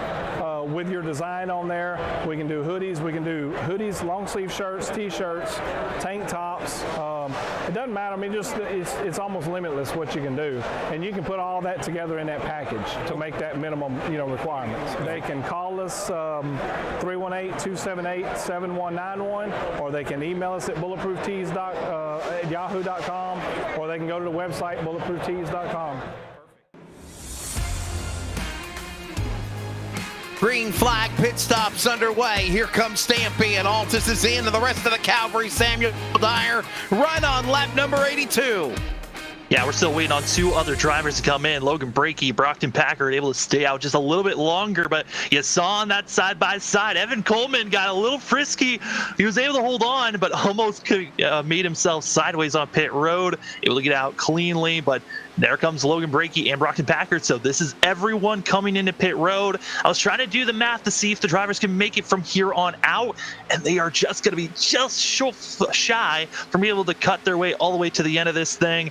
They're going to be about 7 laps short if they're going to try to stretch this out. So they've got to figure out how to save 7 laps of fuel from this point on, and I just don't see it being possible. Probably one more stop for most of the field. Maybe one more pit stop.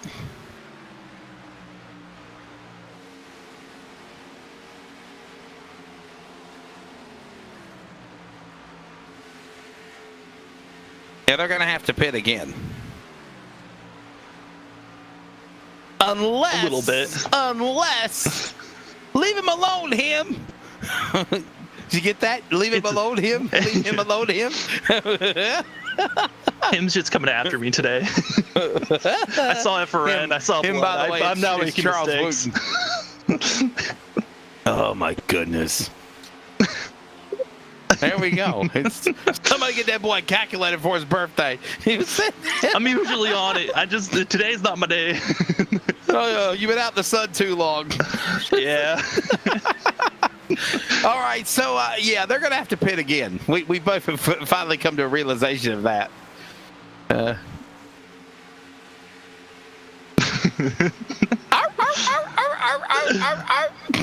Oh man. Bro, there we go. There's Coleman. Coleman's had a pretty quiet night behind Altus there. And we have this green flag cycle of pit stops, and look who is in the lead. Rob Sherwood, 29. Now, we saw Rob win a Adrenaline iRacing League Series event, Samuel, but did we see him break through and win an SNB Cup Series event here tonight? I mean, I was looking at the numbers and how he was running. I thought tonight could have been the night for the 29 to get a win, but with how early he's pitting, he's got to be banking on a lot of the drivers behind him making a lot of critical mistakes of entering and exiting pit road.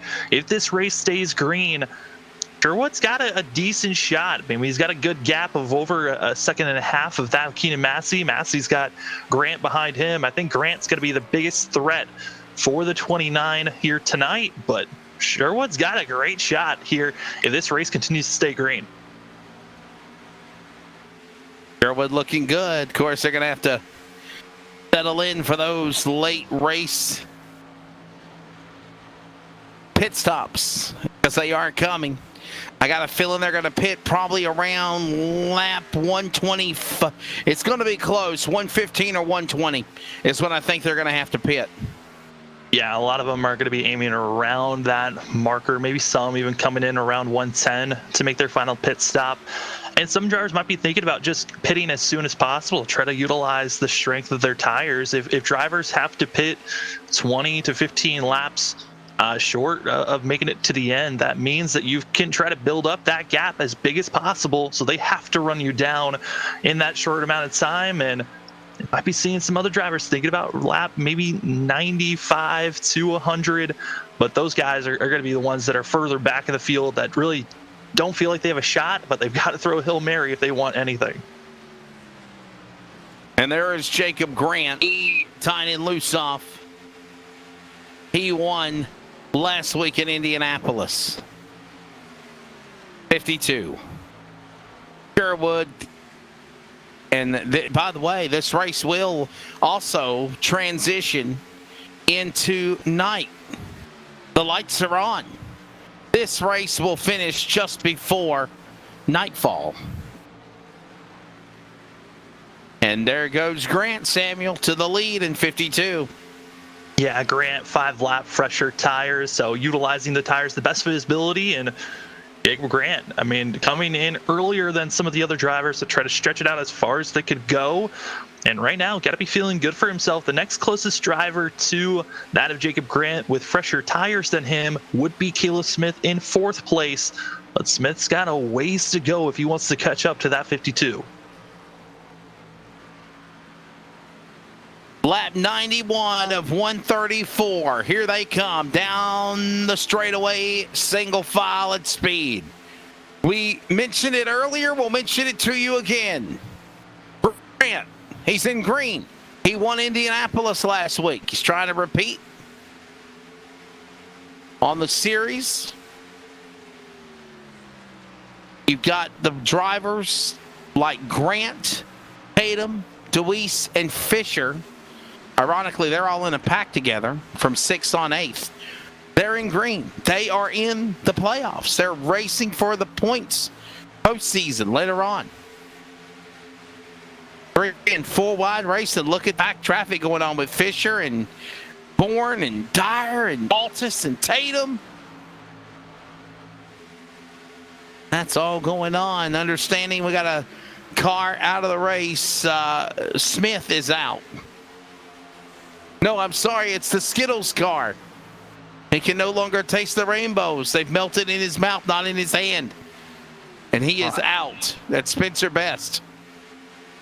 You know, sometimes you just gotta park it, go grab some more Skittles, and then maybe you'll be recharged for next week. Still watching this battle in the middle of the pack, and right now leading this group is gonna be wondering how they can get in front of everyone. But Braxton Deweese in 5th place, leading the charge. They've got about 2 seconds until they can get up to that of Caleb Smith. But Deweese has done a great job trying to get himself back into potential shot here. He needs to try to stay inside of the top 10 and hope that this pack can catch up to our front 4. But with the side-by-side racing that's going on, it's bogging them down. A little bit of side drafting. It's costing them speed. But up front, Jacob Grant, he is looking poised to go back-to-back.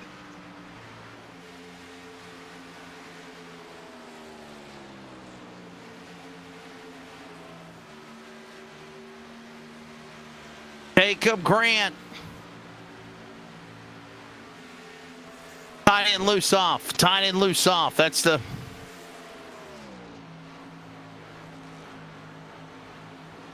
He's very happy to be here. It looks like the old Texas Pete with the little checkered flag logo, you know? Is it... Don't laugh at me. He got his win. He can now wave the flag. Yeah, that's a Jordan logo. Do you know today is officially the 7th at 7? You know, it's 7/7/21. I'm waiting for 7-Eleven day. No, 7-Eleven. That's the day I'm waiting for. Free hot dogs. Get your free hot dogs. It's free Which are, by the way, slushies. absolutely delicious. Yes.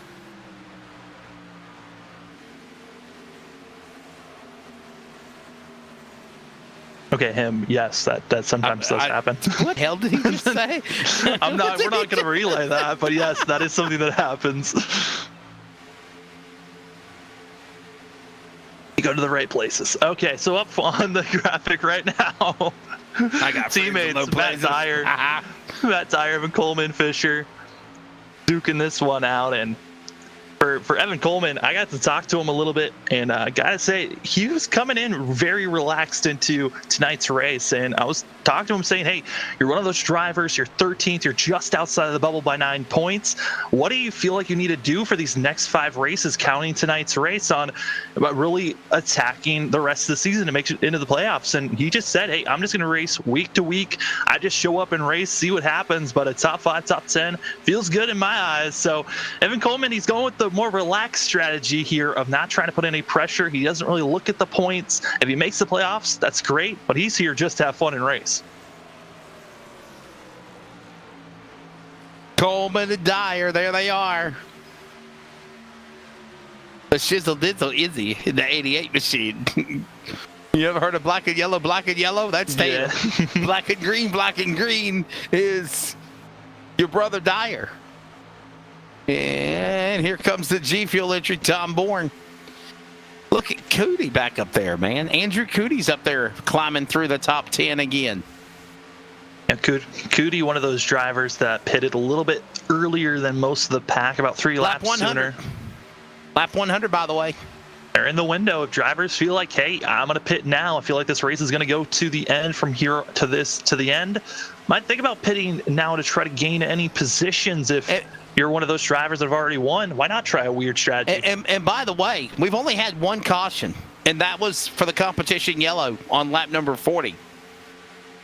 No yellow flags whatsoever. No problems. Yeah, I'm looking back. I think the only issue I could rethink about was probably Caleb Smith's issue that he had around lap 26, 28, when he went off course and had to rebound from battling for the lead to then back in 6th place. As now we're watching this battle that's going on. But into pit road, Kevin Martin, one of those drivers that is on the cut line, 12th in points coming into this race. He went with an odd strategy with himself and Gardner, and now it's got to hope that this strategy works out for the 46.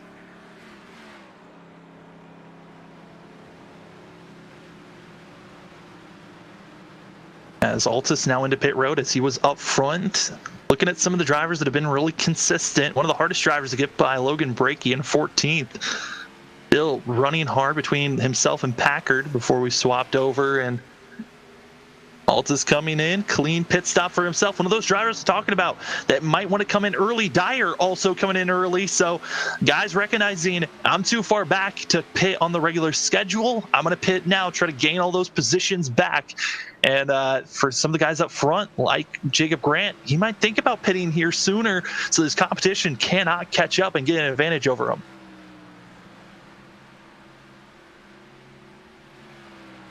Is this smart? For Matt Dyer, maybe.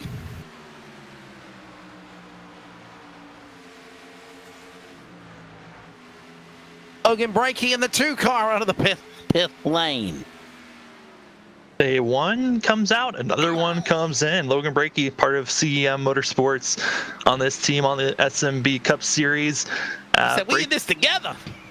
Teammates certainly have been trying to do similar strategies. I know Tom Bourne is also in the Discord chat, and here comes Jacob Grant, our leader, into pit road. There we go. Here comes almost the whole cavalry coming down to the pit lane. Holy cow. Boy, oh boy. Didn't I say 115, 120, they'd be coming down? Look at them all coming down. Yeah, I mean, said lap 105. I figured lap 115, not lap 105. This is early. Yeah, I mean, for these guys, I touched on it. They might want to think about pitting in as, Stamp overshoots his pit box. But these drivers thinking about, hey, some of our top competitors, Altus, Dyer, they've pitted already. We cannot allow them to get any type of advantage. Here comes Vatican and Massey and Braxton DeWeese coming in this time, trying to get an extra lap over everyone else. But oh, no. Oh, no. Oh, Evan Coleman, who was running well into pit road wall, and he had troubles coming in our last green flag pit stop. It looks like he could not catch it this time.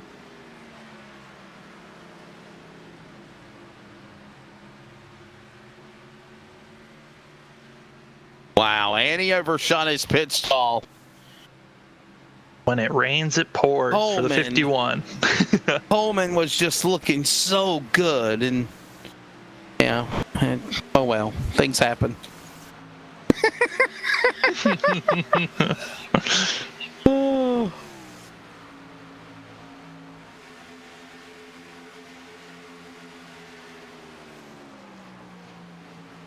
Packard and Hellard and all them all.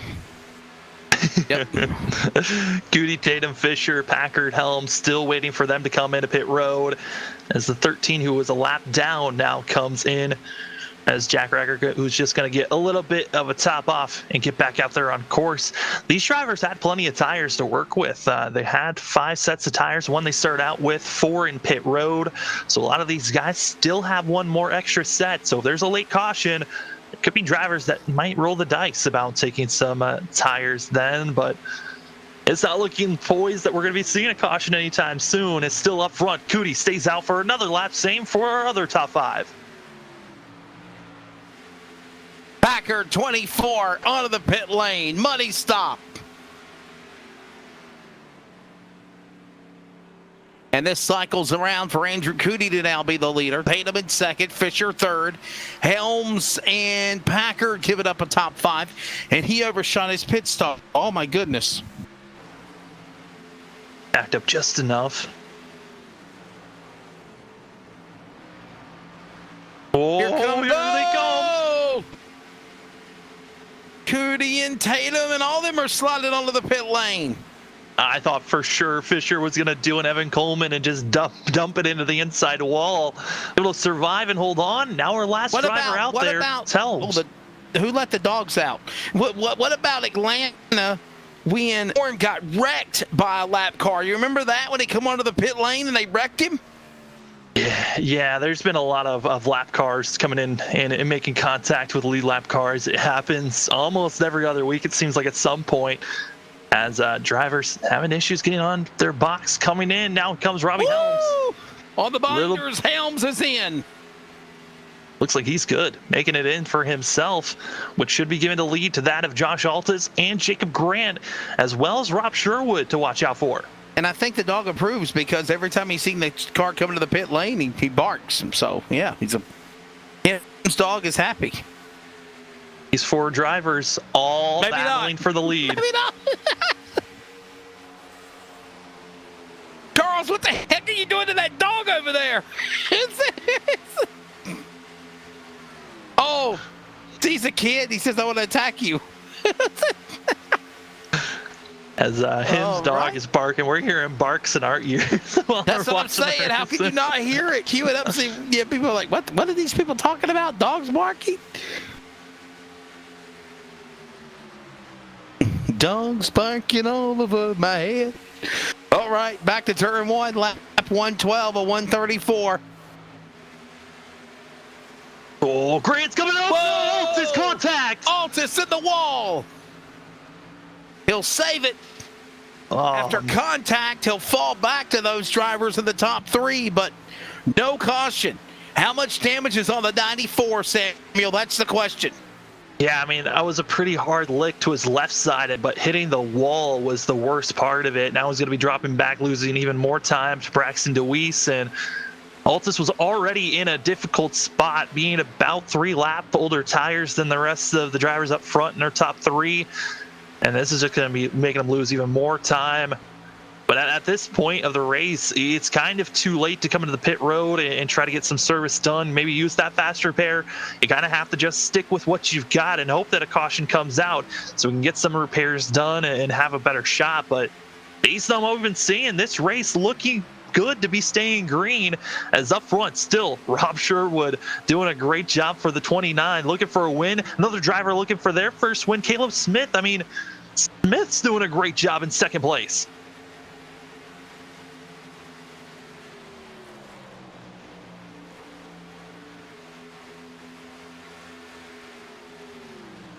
Talk about Caleb Smith into pit road is going to be that of Papa Smith. Chris Smith into pit road, getting service done. It has not been a great day for the 55, as here comes Jacob Grant to the inside, making the pass for second.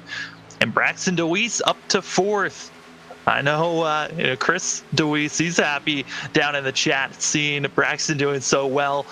Like we usually see in the chat, running smooth, running exactly what he needs to do. 8 car. 4th place, next driver to watch out for is Keenan Massey behind him. 20 laps to go, and this field has been doing a great job staying green. Our only caution, the competition caution we had at lap 40. 20 laps to go. Final break from our sponsor, Appalachian Hauler Hunters, and we will take you to the checkered flag here, Chicagoland, round 9 of the SNB Cup Series. Look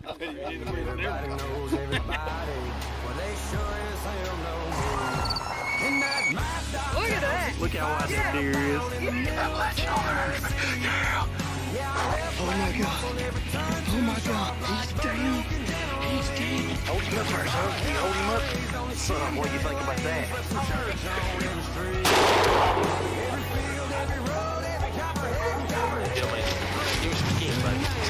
After me.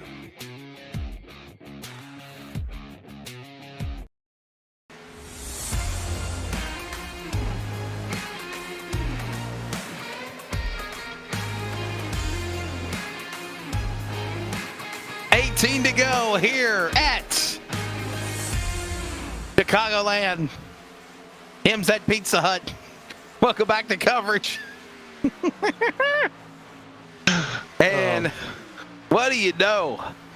How about the leader, Rob Sherwood? Could he win this thing, Samuel? Or can we see Jacob Grant repeat from winning Indy last week in the 52?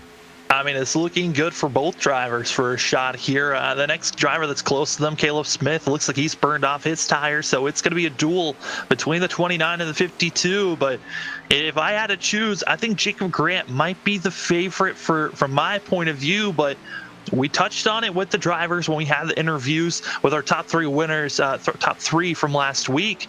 Was dirty air was a factor in Indy and could be a factor also here at Chicagoland. So right now, Sherwood, all he needs to do is make sure his back bumper is blocking and just causing a fit for the 52, messing up that balance. So he is using up too much of his wheels going through these corners. 15 to go.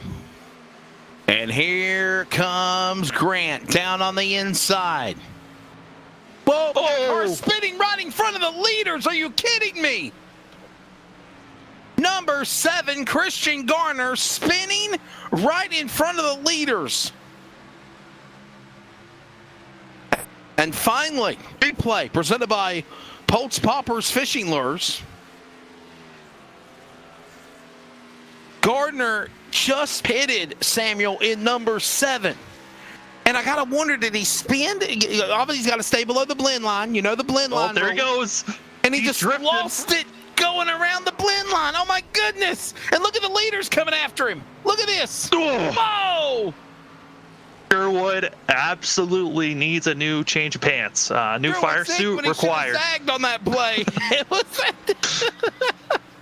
New fire suit is required for the 29. So, whoo, that was scary. He about shot through the grass, man. Watch this on board. 29, Rob Sherwood. You see the 7 coming out of the pit lane, a Gardner, and look at this right in front of the leader. Watch this. Well, listen to this. Whoa. That is trusting your spotter. Obviously, someone said go low, or maybe it was instinct, but that was the slimmest of margins. Pit road, very active now. Got to make sure you don't make a mistake, as this could be your final stop.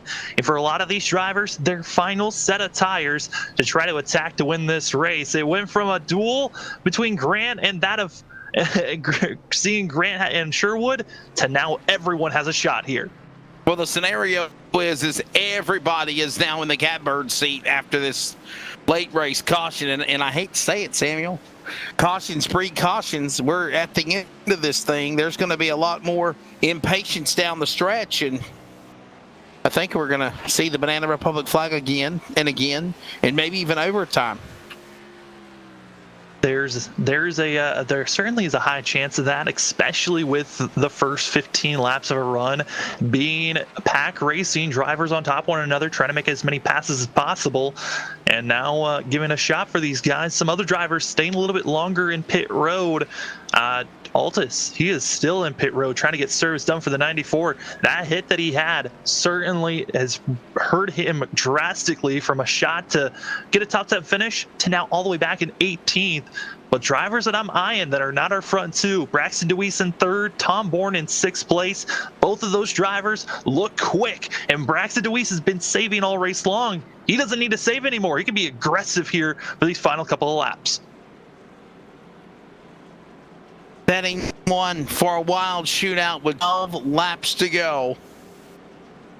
Welcome back to coverage on LSRTV. Wesley Outland, Samuel Dyer, Charles Wooten, and the dog in the house on production. The Windy City 201 now under caution for the second time. First time tonight for on-track activity after a spin involving Christian Gardner, and should be less than 10 laps to go when we get ready for the restart. And you have reshuffled the lineup here, and now the 55 out in front. No, that's actually going to be Chris Smith trying to take a wave around. Yeah, Sherwood. But I mean, Wesley, it's Looking at the guys up front, I think we should be able to see some clean racing, but there certainly is going to be a lot of drama in the middle of the pack where we've seen drivers under green pit stops willing to go 3 or 4 wide and backing out before any type of calamity happens. Now the question is, will these drivers think about going 4 wide knowing that they could gain 3 positions in just a corner?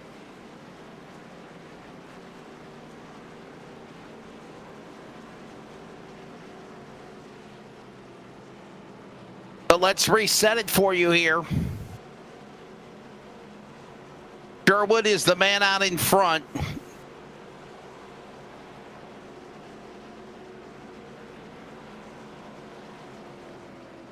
You've got Jacob Grant, who won this race last week in Indianapolis in that number 2 position. Obviously, Samuel, he wants to repeat as a repeat winner. Question is, can he do it? Deweese is in the dogfight. Massey. Look at Massey, Samuel, in the top 5. Yeah. Car. Ian Massey coming into tonight, 19th in points. If he gets a win, he's like Tom Bourne. He can find himself into the playoffs. Shootout with 10 laps to go. Grant did not fire. Sherwood, outside lane, pulls away. Harry Smith with him. Here comes now up to speed Grant, Deweese behind him, and a whole trunk full of traffic as they work off of turn 2. Yeah, with Grant not going, it actually clogged up the whole entire low line to where they have to be careful. But here comes Cootie to the inside. The 48's forcing it 3 wide. Boy, he thought about shooting like a rocket out of a cannon there, and he ran. They go. Deweese in the grass. Grant in the grass. Grant in the grass. Look at this. From the outhouse to the penthouse to the outhouse again. Oh, Tom Bourne's in the wide, middle. 2 rows deep. Are you kidding me? At Chicagoland in the middle. There's still 3x3. They are willing to be aggressive here, knowing that you got to make your moves as quick as possible. But Sherwood continues to pull away. So does Deweese, Smith. But this 3 wide for fourth place. Oh boy, Massey. Oh, what a save. Are you kidding me? Wow, Samuel, we still stay green. Yeah, and the driver that's in the middle of all this into the top 10, Kevin Martin, who was one of the drivers that made a kind of a poor choice of pitting too early with Christian Gardner, needed a caution to put himself back into contention. Here they comes. They're wrecking in the back. Oh, no. Big trouble. That's Andrew Cootie in the wall. Cootie has crashed. Matt almost drove right into that. Evan Coleman also involved. Oh, hard contact for a lot of those drivers. As here's your Pulse Poppers instant replay. Cootie, Coleman, Massey. Oh my goodness. That should have been 4 wrecks at one time. Coleman, Massey, Cootie. And look at this, Altus got into the left rear, the 48, and he hooked him, and then the Coleman got crashed, so did another car. I think that was Thomas Fisher, the other driver that had contact. It was the 92 car. Wow, there he is, all beaten, battered, banged, and bruised. I just got to take it to a short track, call it a modified. I think he's got a shot, so keep on running. Well, they can't go to Thompson. They got rained out tonight.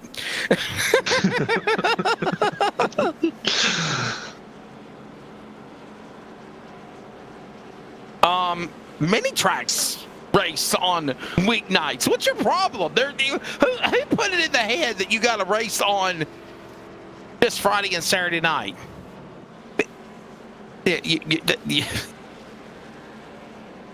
Yes, there is Wednesday Night Thunder. There was Thursday Night Thunder. Come on. No. Last night, the Slinger Nationals at Slinger, Wisconsin. That was a Tuesday night race. Next Monday night, the Red Bud 400 for me. Anderson, Indiana. That's a Monday night race. Samuel, come on. Defend me here. I mean, Wednesday night practice, yes. I don't know any tracks over here that race on a Wednesday night. I know a lot of them race Thursday, Friday. Thank you for having my back, Samuel. I appreciate the support. Band of Brothers, you should watch it sometime, even virtual.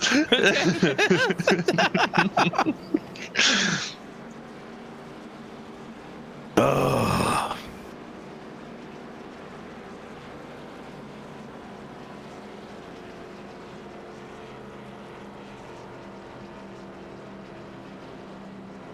Hey, I knew it was going to happen. Thank you very much, Smarty Pants producer with the dog. Okay. Okay, so here. Yes, I predicted it. I told you. And oh my goodness, though, Samuel, before the caution. Oh, dude, they were going 3 wide, 4 wide, 5 wide. Just crazy racing there, man. Yeah, this race is not over. I'm going to agree with the Wesley comment of cautions breeding cautions, because like we saw, like you said, they're willing to go 3-4 wide. They're probably going to go even worse this time. They've used up a little bit of their rubber. That means that they've got to worry about the aggression level is going to rise and the grip level is low. It means we might see some drivers drifting up, making some contact, and more wrecks, more carnage, and more attempts for drivers up front, which means Sherwood, he has to figure out how to defend DeWeese, Smith, Bourne, and Tatum. He's now up in the top 5. This will be 4 to go when they come to the line. This race is still in the regular format.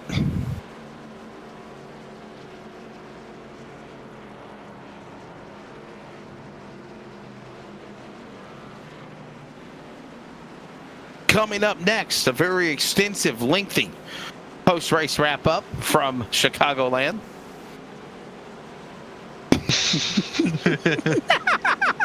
No. We got to get off the air really quickly. And by the way, we will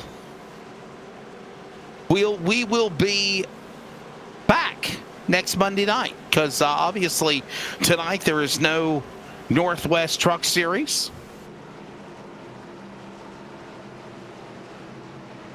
LTAC Cup Series on Friday night at 9 Eastern, I believe it is. And then there's the Northwest ARCA Series. We'll come back next Monday night with the American iRacing League. Somebody will be filling in for me because I will be doing the Redbud 400. And then on Monday night, 11:30 Eastern, will be the return of the Northwest iRacing Cup Series at the Knox at Rockingham, I believe it is. So a green flag. Here we go. 4-lap shootout. We're still in the regular amount of the laps. Caution comes out again. We go to overtime. 3 to go, Samuel. That inside line did not get going. DeWeese clogged it up, gave that of Sherwood some space to go down low. But got to give credit to that of Caleb Smith. He's pressuring contact with DeWeese as they are now going to be hard blocking. Here comes Sherwood down below, 2-3 wide. Here comes Tatum. Look at Sherwood making a point to go to the lead. 29 to the front. Martin below the apron. Smith as well. Below the apron. Here comes DeWeese on the outside. Braxton DeWeese to the lead with 2 to go. Falling back to 6th place. That's Brockton Packard, the 24. He found himself with some issues and contact now to be made. No! There's trouble. Smith is loose. We no say caution. green as they're still sliding. Oh, there it comes. Overtime coming up in Chicagoland. Packard's wrecked. Smith is wrecked. I think I saw maybe Logan Brakey also sliding through that, but man.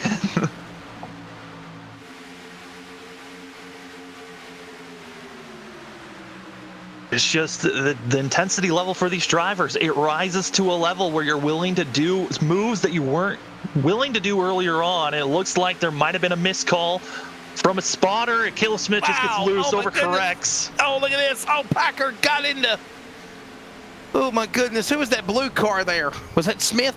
Oh, man, that was No, Brakey went down. Brakey got involved. They had the car. That was who it was. Well, overtime now.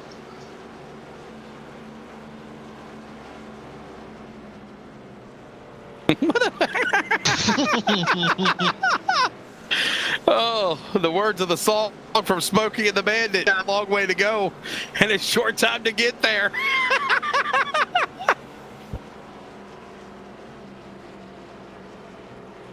Old Ford.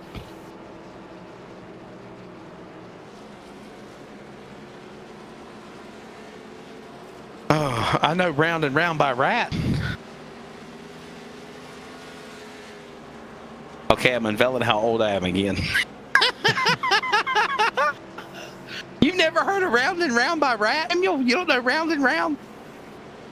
Round No. and round, but love got away, just give it time. No, you're showing your age. And I'm partly showing mine as a youngin'. Round and round, what comes around goes around. Do what? You can bite me, dog man, okay? It's a dog catcher. It's been a dog fight in the booth tonight. Who let the dogs out? Now, I know y'all know that song. Come on now. There you go. Samuel's going woof, woof, woof, woof. Good. I thought you did it. Overtime. All right, Samuel, what do you think we're going to see coming up for this race? Overtime coming up.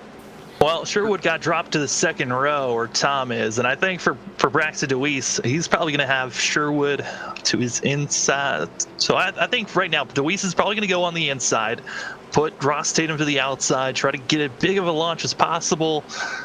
But I think really the duel is now between DeWeese and Tatum. I don't think Sherwood's got enough tires, and it just seems like for Tom Bourne, 2 laps, there's just not enough time for the 54 to get up to speed and catch up to the back bumper of the 8 or the 21.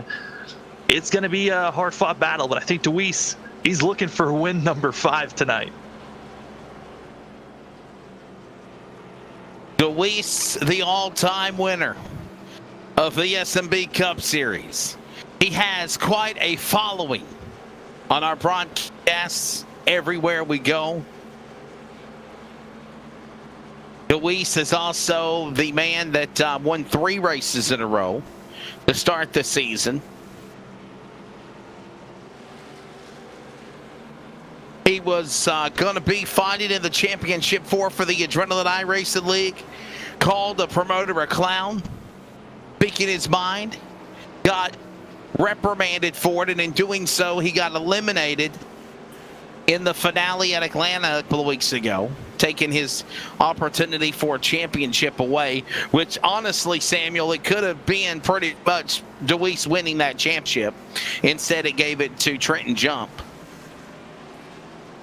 Yeah, that was a mess of a race. So when you got 3 of your 4 championship drivers being taken out, yeah, it was not a clean championship race. Karma has a 6th sense of humor, might I add, sometimes. The lights are off with the pace car, so we'll set it up for you.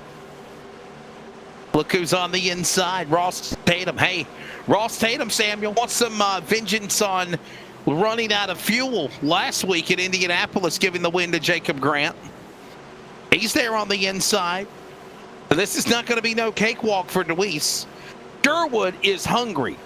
I have seen Sherwood do more better driving and be in contention for a win than I've seen anybody as an underdog tonight at Chicagoland. Tom Bourne is there.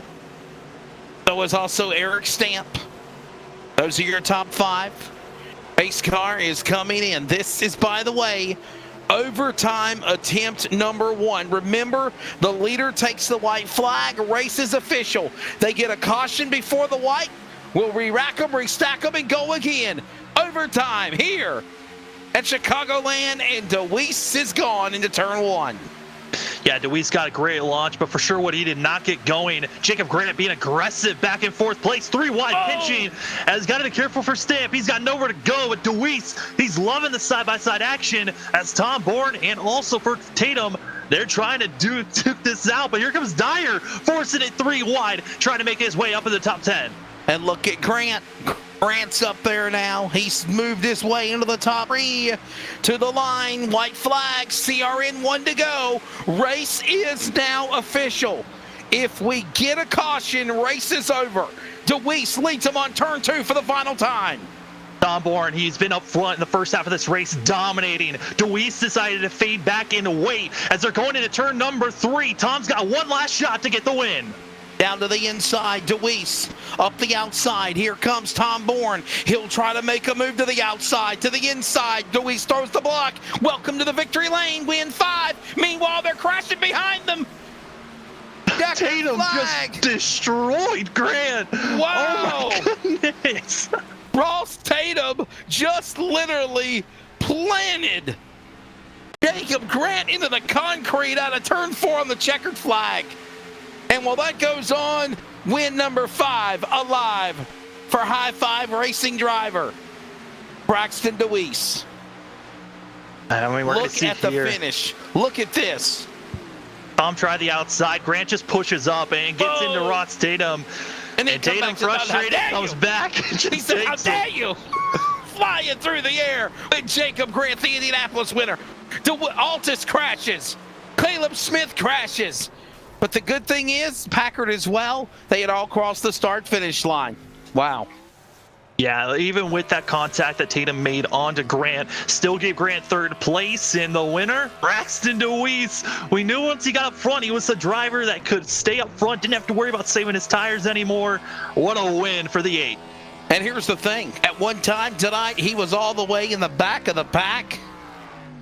Played his cards right, made it work. And the driver from Miamisburg, Ohio, Braxton Deweese, of the GP diecast entry, will go to victory lane. His 5th win of, by the way, 9 races. You want to put a tally on that? In 9 races, he has won 5 of them. Unbelievable. And over 50% chance of winning so far this season. Got to be feeling good for Braxton, and knowing that even with an odd strategy compared to the rest of the field, it still worked out. And for Tom Bourne, his chances of locking himself into the playoffs, it's snuffed once again, finishing in 2nd place. Just before nightfall, the unofficial results presented by SawBlade.com. Braxton Deweese is your winner. Tom Bourne is 2nd. Jacob Grant will finish 3rd. Ross Tatum 4th. Rob Sherwood 5th. Eric Vamp will finish in 6th. Matt Dyer 7th. Logan Brakey 8th. Joshua Altus 9th. Robbie Helms your top 10. By the way, Tatum and Grant will finish in their positions even though they crashed. It was past the start-finish line here at Chicagoland. Yeah, and then in 11th place, we're going to be finding Chris Smith after missing his pit box, finding himself +7 from where he qualified. Keaton Matsey in 12th with Jack Reger, who's going to be in 13th. Jack, I mean, what a run for him. I cannot believe he got up to 13th. Then Braxton going to be in that of 14th with Fisher in 15th, Smith in 16th, Coleman, Martin, Cootie, and then Gardner going to be in 20th. Last place was not able to finish, Spencer Best. And there is the finishing order. But we will take a quick break. When we come back, we will talk to the top 3 and wrap quickly here at Chicagoland. We jam it in Chicago. Braxton Deweese, win 5 of the year. And for everyone else, 4 races left before the playoffs.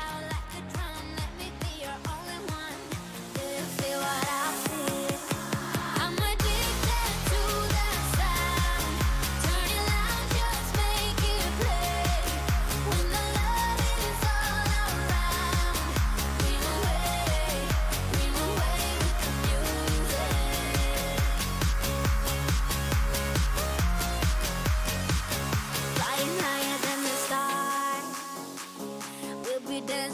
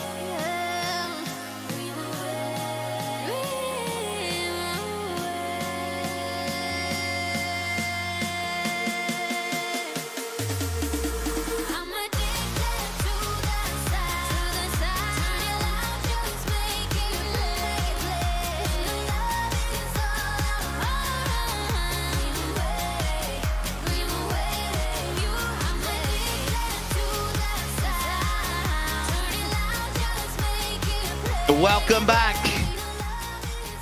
to coverage of the SNB Cup Series from Chicagoland. Yeah, you got to put on some more music. I just can't stand this, whatever beat it this is. Yes, I don't like it. Welcome back. I'm Wesley Outlet, Samuel Dyer, the dog man, the dog catcher, a.k.a. him in the house. 5th win this season for Braxton Deweese. We'll talk to him here in a moment. First off, we'll grab our top 3 here at Chicagoland. I'll ask a question, Samuel asks a question, and we're going to get on out of here. Jacob Grant, boy, what a crazy race, man. You will settle for 3rd place. Your take of Chicagoland, it was interesting. Yeah, very interesting. I'm honestly surprised how it turned out. The tire wear really wasn't as bad as I thought it was going to be. I mean, percentage-wise, like if you look through the sim and everything, it was pretty bad. But like racing-wise, it felt really, really good in a sense. I know there in the beginning of or not in the beginning, but about halfway through the race, going 3 wide for the lead with Tom and I think it was Josh. I don't know how I was able to keep my tires underneath me. We stayed 3 wide pretty clean, and then I fell back, I think, to like 5th or 6th, and I drove back up to 2nd right before I pit. So I think if that last caution wouldn't have came out, I think I could have got Rob Sherwood, and or not the last caution, the one before all of the drama happened. I think I could have got Rob and got the win. Yeah, I mean, Jacob, it certainly was a great recovery for you. You fell back to 9th place, moving back up to 3rd. How was it trying to drive through the field here in these overtime attempts? And after that question, you could thank your sponsors. It was a little sketchy, I'm not gonna lie to you. I was just fortunate enough to miss that wreck with Caleb and Brockton and Logan and a couple of other guys out of turn 2. I don't know how I missed it. It was definitely scary. I think my butthole clenched up a little bit. But after that, I just knew I had to be aggressive and just wanted to get out there. I was lucky enough to get my nose underneath Ross there at the end. And 3 and 4, we made slight contact. It pushed him up the track, and I want to apologize now for that, by the way. But it's the last lap. I'm going for everything. And ended up finishing 3rd. He got me coming across the line, wrecked me across the line, which, I mean, it didn't really bother me, I guess. But I want to send a shout out to Josh. He ran a hell of a race. I think he would have had a top 3 car as well. I took him out early, or during that last run, I believe. I hit the apron and doored him up into the fence, and I felt really bad about it. But I'd like to thank Tight End Loose Off, High Five Racing, LSRTV, Wickedly Boosted, Pillsbury, Jordan, Fanatec, and a couple of others if I missed any. AZ Wire and Cable. It's on my car week in, week out. Blaze Designs for the amazing paint scheme. It's beautiful. It's a Energizer throwback for Kyle Larson's 42 car. So it looks good, looks fast, feels fast. So we'll see what we can do next week. All right, man. Jacob, thank you, buddy. Appreciate it. Number 52, winner at Indianapolis, top 3 here tonight for High Five Racing, Jacob Grant. Runner-up in the race, Tom Bourne. Tom, oh, so close, man. Your take of Chicagoland and finishing 2nd. I think you're getting closer and closer to getting yourself a win on the series. Yeah, I mean, the car was fast all night. Didn't have the qualifying run we expected. But you know, we in the first 10 laps or so, we got up to the lead, and for the first stage, we just didn't look back. And then after the green flag pit stops, we kind of just shuffled back, and I was praying on a caution. We got one, and as you guys saw, cracked the top 5, and I was there until the final restart, and then just got a good jump with Braxton taking the outside, and unfortunately didn't have enough for him in a 2-lap shootout. But you know, the car was fast. I love racing this car and on these tracks, and you know. Yeah, I mean, Tom, we heard from Jacob about the tires and how they really didn't drop off as much as he expected. In your shoes, though, did you feel like they dropped off? And also, did you feel like you had enough tires to go 3 wide with how dramatic it was there at the end? Surprisingly, I thought the tires were going to drop off a lot more. I'm going to agree with Jacob on that one. Towards the end of that last run, definitely thought like the car was able to handle the 3 wide situations I put it in. I felt very confident in my driving abilities and the car. And the tires underneath me on the track, they felt good. So I just, wherever the car wanted to go, I put it, and avoided the mayhem in front of me and next to me and behind me, and came out where in P2. All right, man. Thank your sponsors. We appreciate it, man. I just want to thank Player One Coffee, G Fuel, and Fire News. They're always great. My family's always watching. You guys are putting on a great broadcast. My friends Kira and Sydney and Braxton for the fifth win on the season. I'll get there eventually. Runner up, getting it done, and that's going to be Tom Bourne, second place. Man, he's getting there for sure. I agree with you 100%. Ready to go to victory lane. Your winner is going to be the driver of Braxton DeWeese for High Five Racing. High Five Racing man gets his 5th win. Congratulations to you, Braxton. Man, you struggled at the beginning, came out of nowhere here on these last restarts, and puts it into victory lane. Yeah, long time no see, talking to you on victory lane. I'd love to talk to you on victory lane. That's where I want to be every Wednesday night, as y'all know from previous races of me saying that. But man, at the beginning with that 40-lap comp caution, with the practice race we did yesterday, it was 40 laps. So we figured with practice that we have done earlier on in the week and the runs that we have done, the fuel runs, we could get about 35, 36 without saving, or possibly 37 in that range. But if we could save, we could potentially get to 40. So in that practice race, along with Jacob and Matt a little bit, we saved a lot. Really lost a lot of ground there. But ultimately, it worked in the practice race. We were all really confused here at High Five Racing after the comp caution when they didn't run out, because we were only technically a lap and a half to the good after we saved that much. So we were very, very, very, very confused. But hey, we bounced back. We shown that the High Five was pretty fast tonight. I also want to give a shout out to Robbie and Chris, for doing good finishes here in High Five with the 10th and 11th. That's great. They saved an extra tire there, tire set at the end. So playing it smart there at the strategy and the cautions, and it worked out for them. So they got some good finishes, good points day for them. But yeah, ultimately was a really good race. With the lower temperatures, it made the top lane a little bit more dominant. If the track temp was a little bit hotter, I feel like the bottom and potentially the middle would have been, a lot more equaled out and a lot more racy throughout the whole race. But all in all, we had a great race in the GP diecast Chevy Camaro. Yeah, I mean, Braxton, honestly, this was an amazing run to watch from our point of view on how you fell back and moved forward. But for yourself, how does this rank between your 5 wins so far this season? I haven't really thought about that, you want me to be honest. Daytona is pretty special. Just being able to win at Daytona. I haven't been able to win there at all. That was Dale Earnhart's track. I was born on Dale Earnhardt's birthday. I had a curse there for a little bit, not being able to win at Daytona in anything, any races in general. So it felt pretty good to win there at Daytona. So I'd probably say Daytona is number 1, but that could potentially change the rest of the year. Well, what a phenomenal job. We got to wrap things up quicker than normal. But Braxton, congratulations to you, man. Enjoy it. We'll see what goes on here, and we'll see how many more wins you can get up here on the series when we call it a playoffs.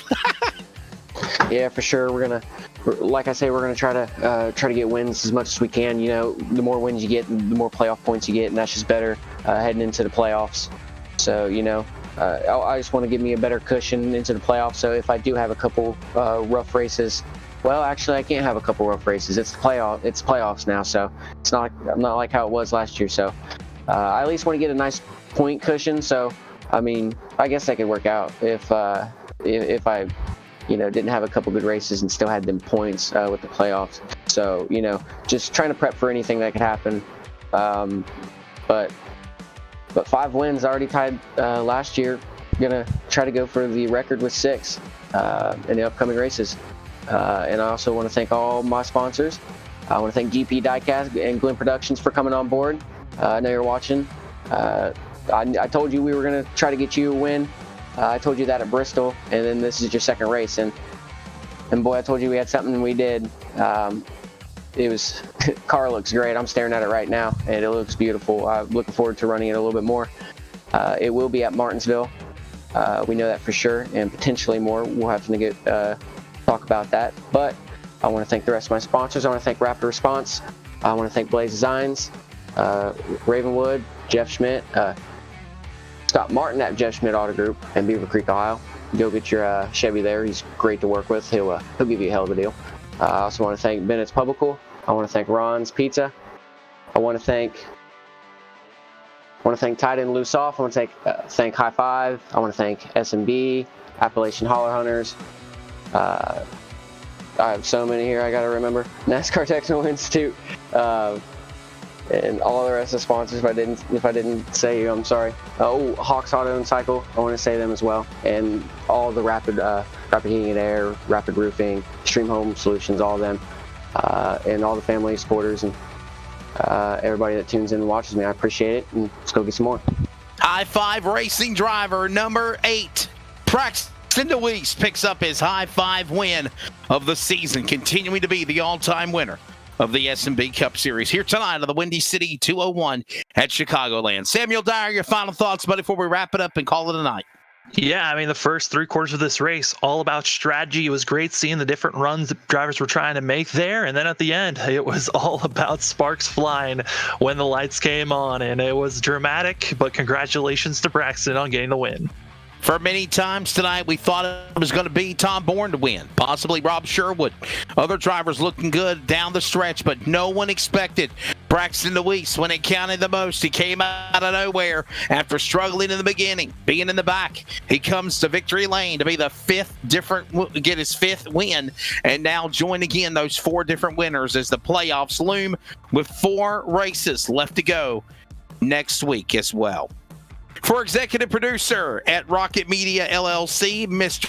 Jeff Stabnow, for Mr. Charles Wooten and the dog in the production chair for Samuel Dyer, I'm Wesley Outland. Thank you for joining us for coverage of the SNB Cup Series presented by Appalachian Holler Hunters. Be good to one another. Enjoy the rest of your week. We'll see you next Wednesday. Take care.